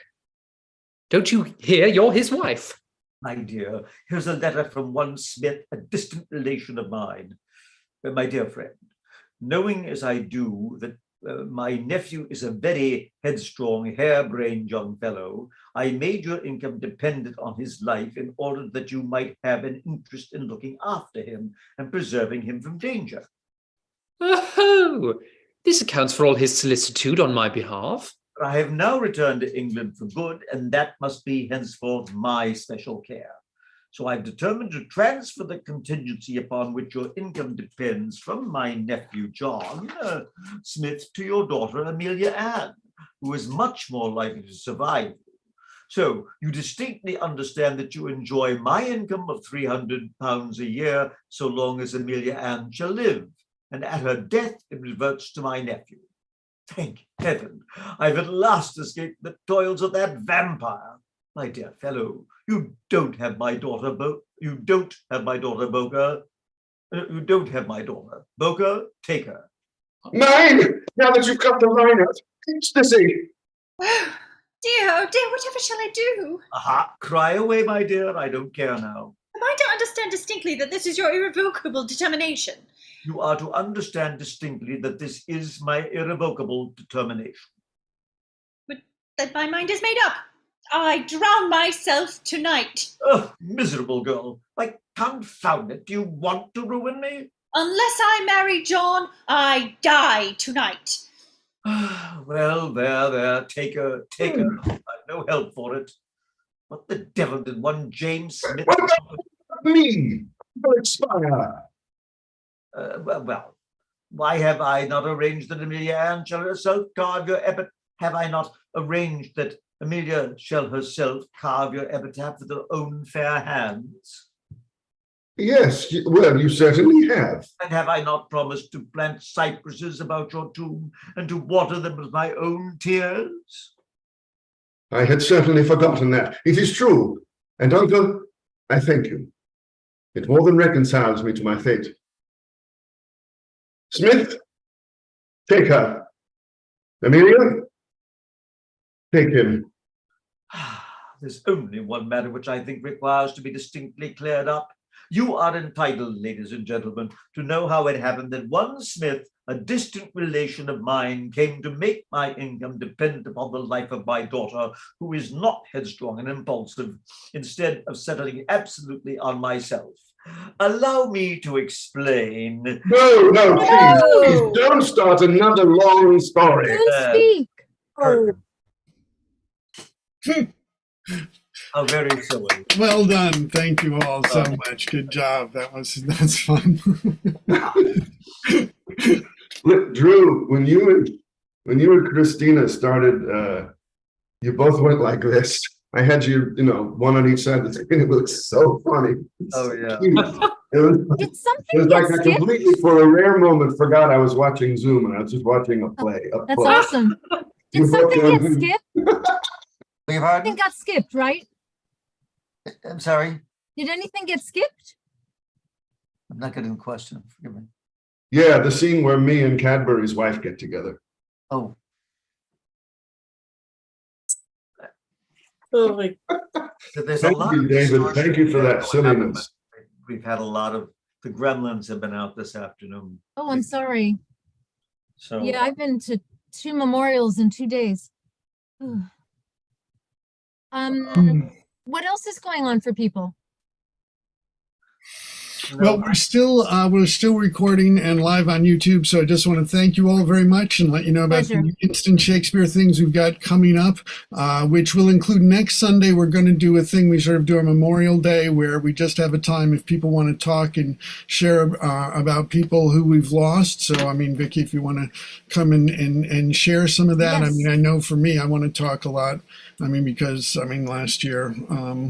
Losing Stephen Brown and others. And we also remember, because this is our 24th year of Instant Shakespeare, so other people like Barry Liebman and Keith Benedict and people who we like to remember as well. So we can do that, which will be on Zoom. And we're always on the same Zoom link for our Instant Shakespeare readings. So. Is it 1:00? Yeah, it'll be 1:00. Thank you. Next Saturday. I'll be sending out a general sort of email reminder sometime this week. Thank you. you Thanks. stop recording and then we can. Yeah, let me just stop the live stream.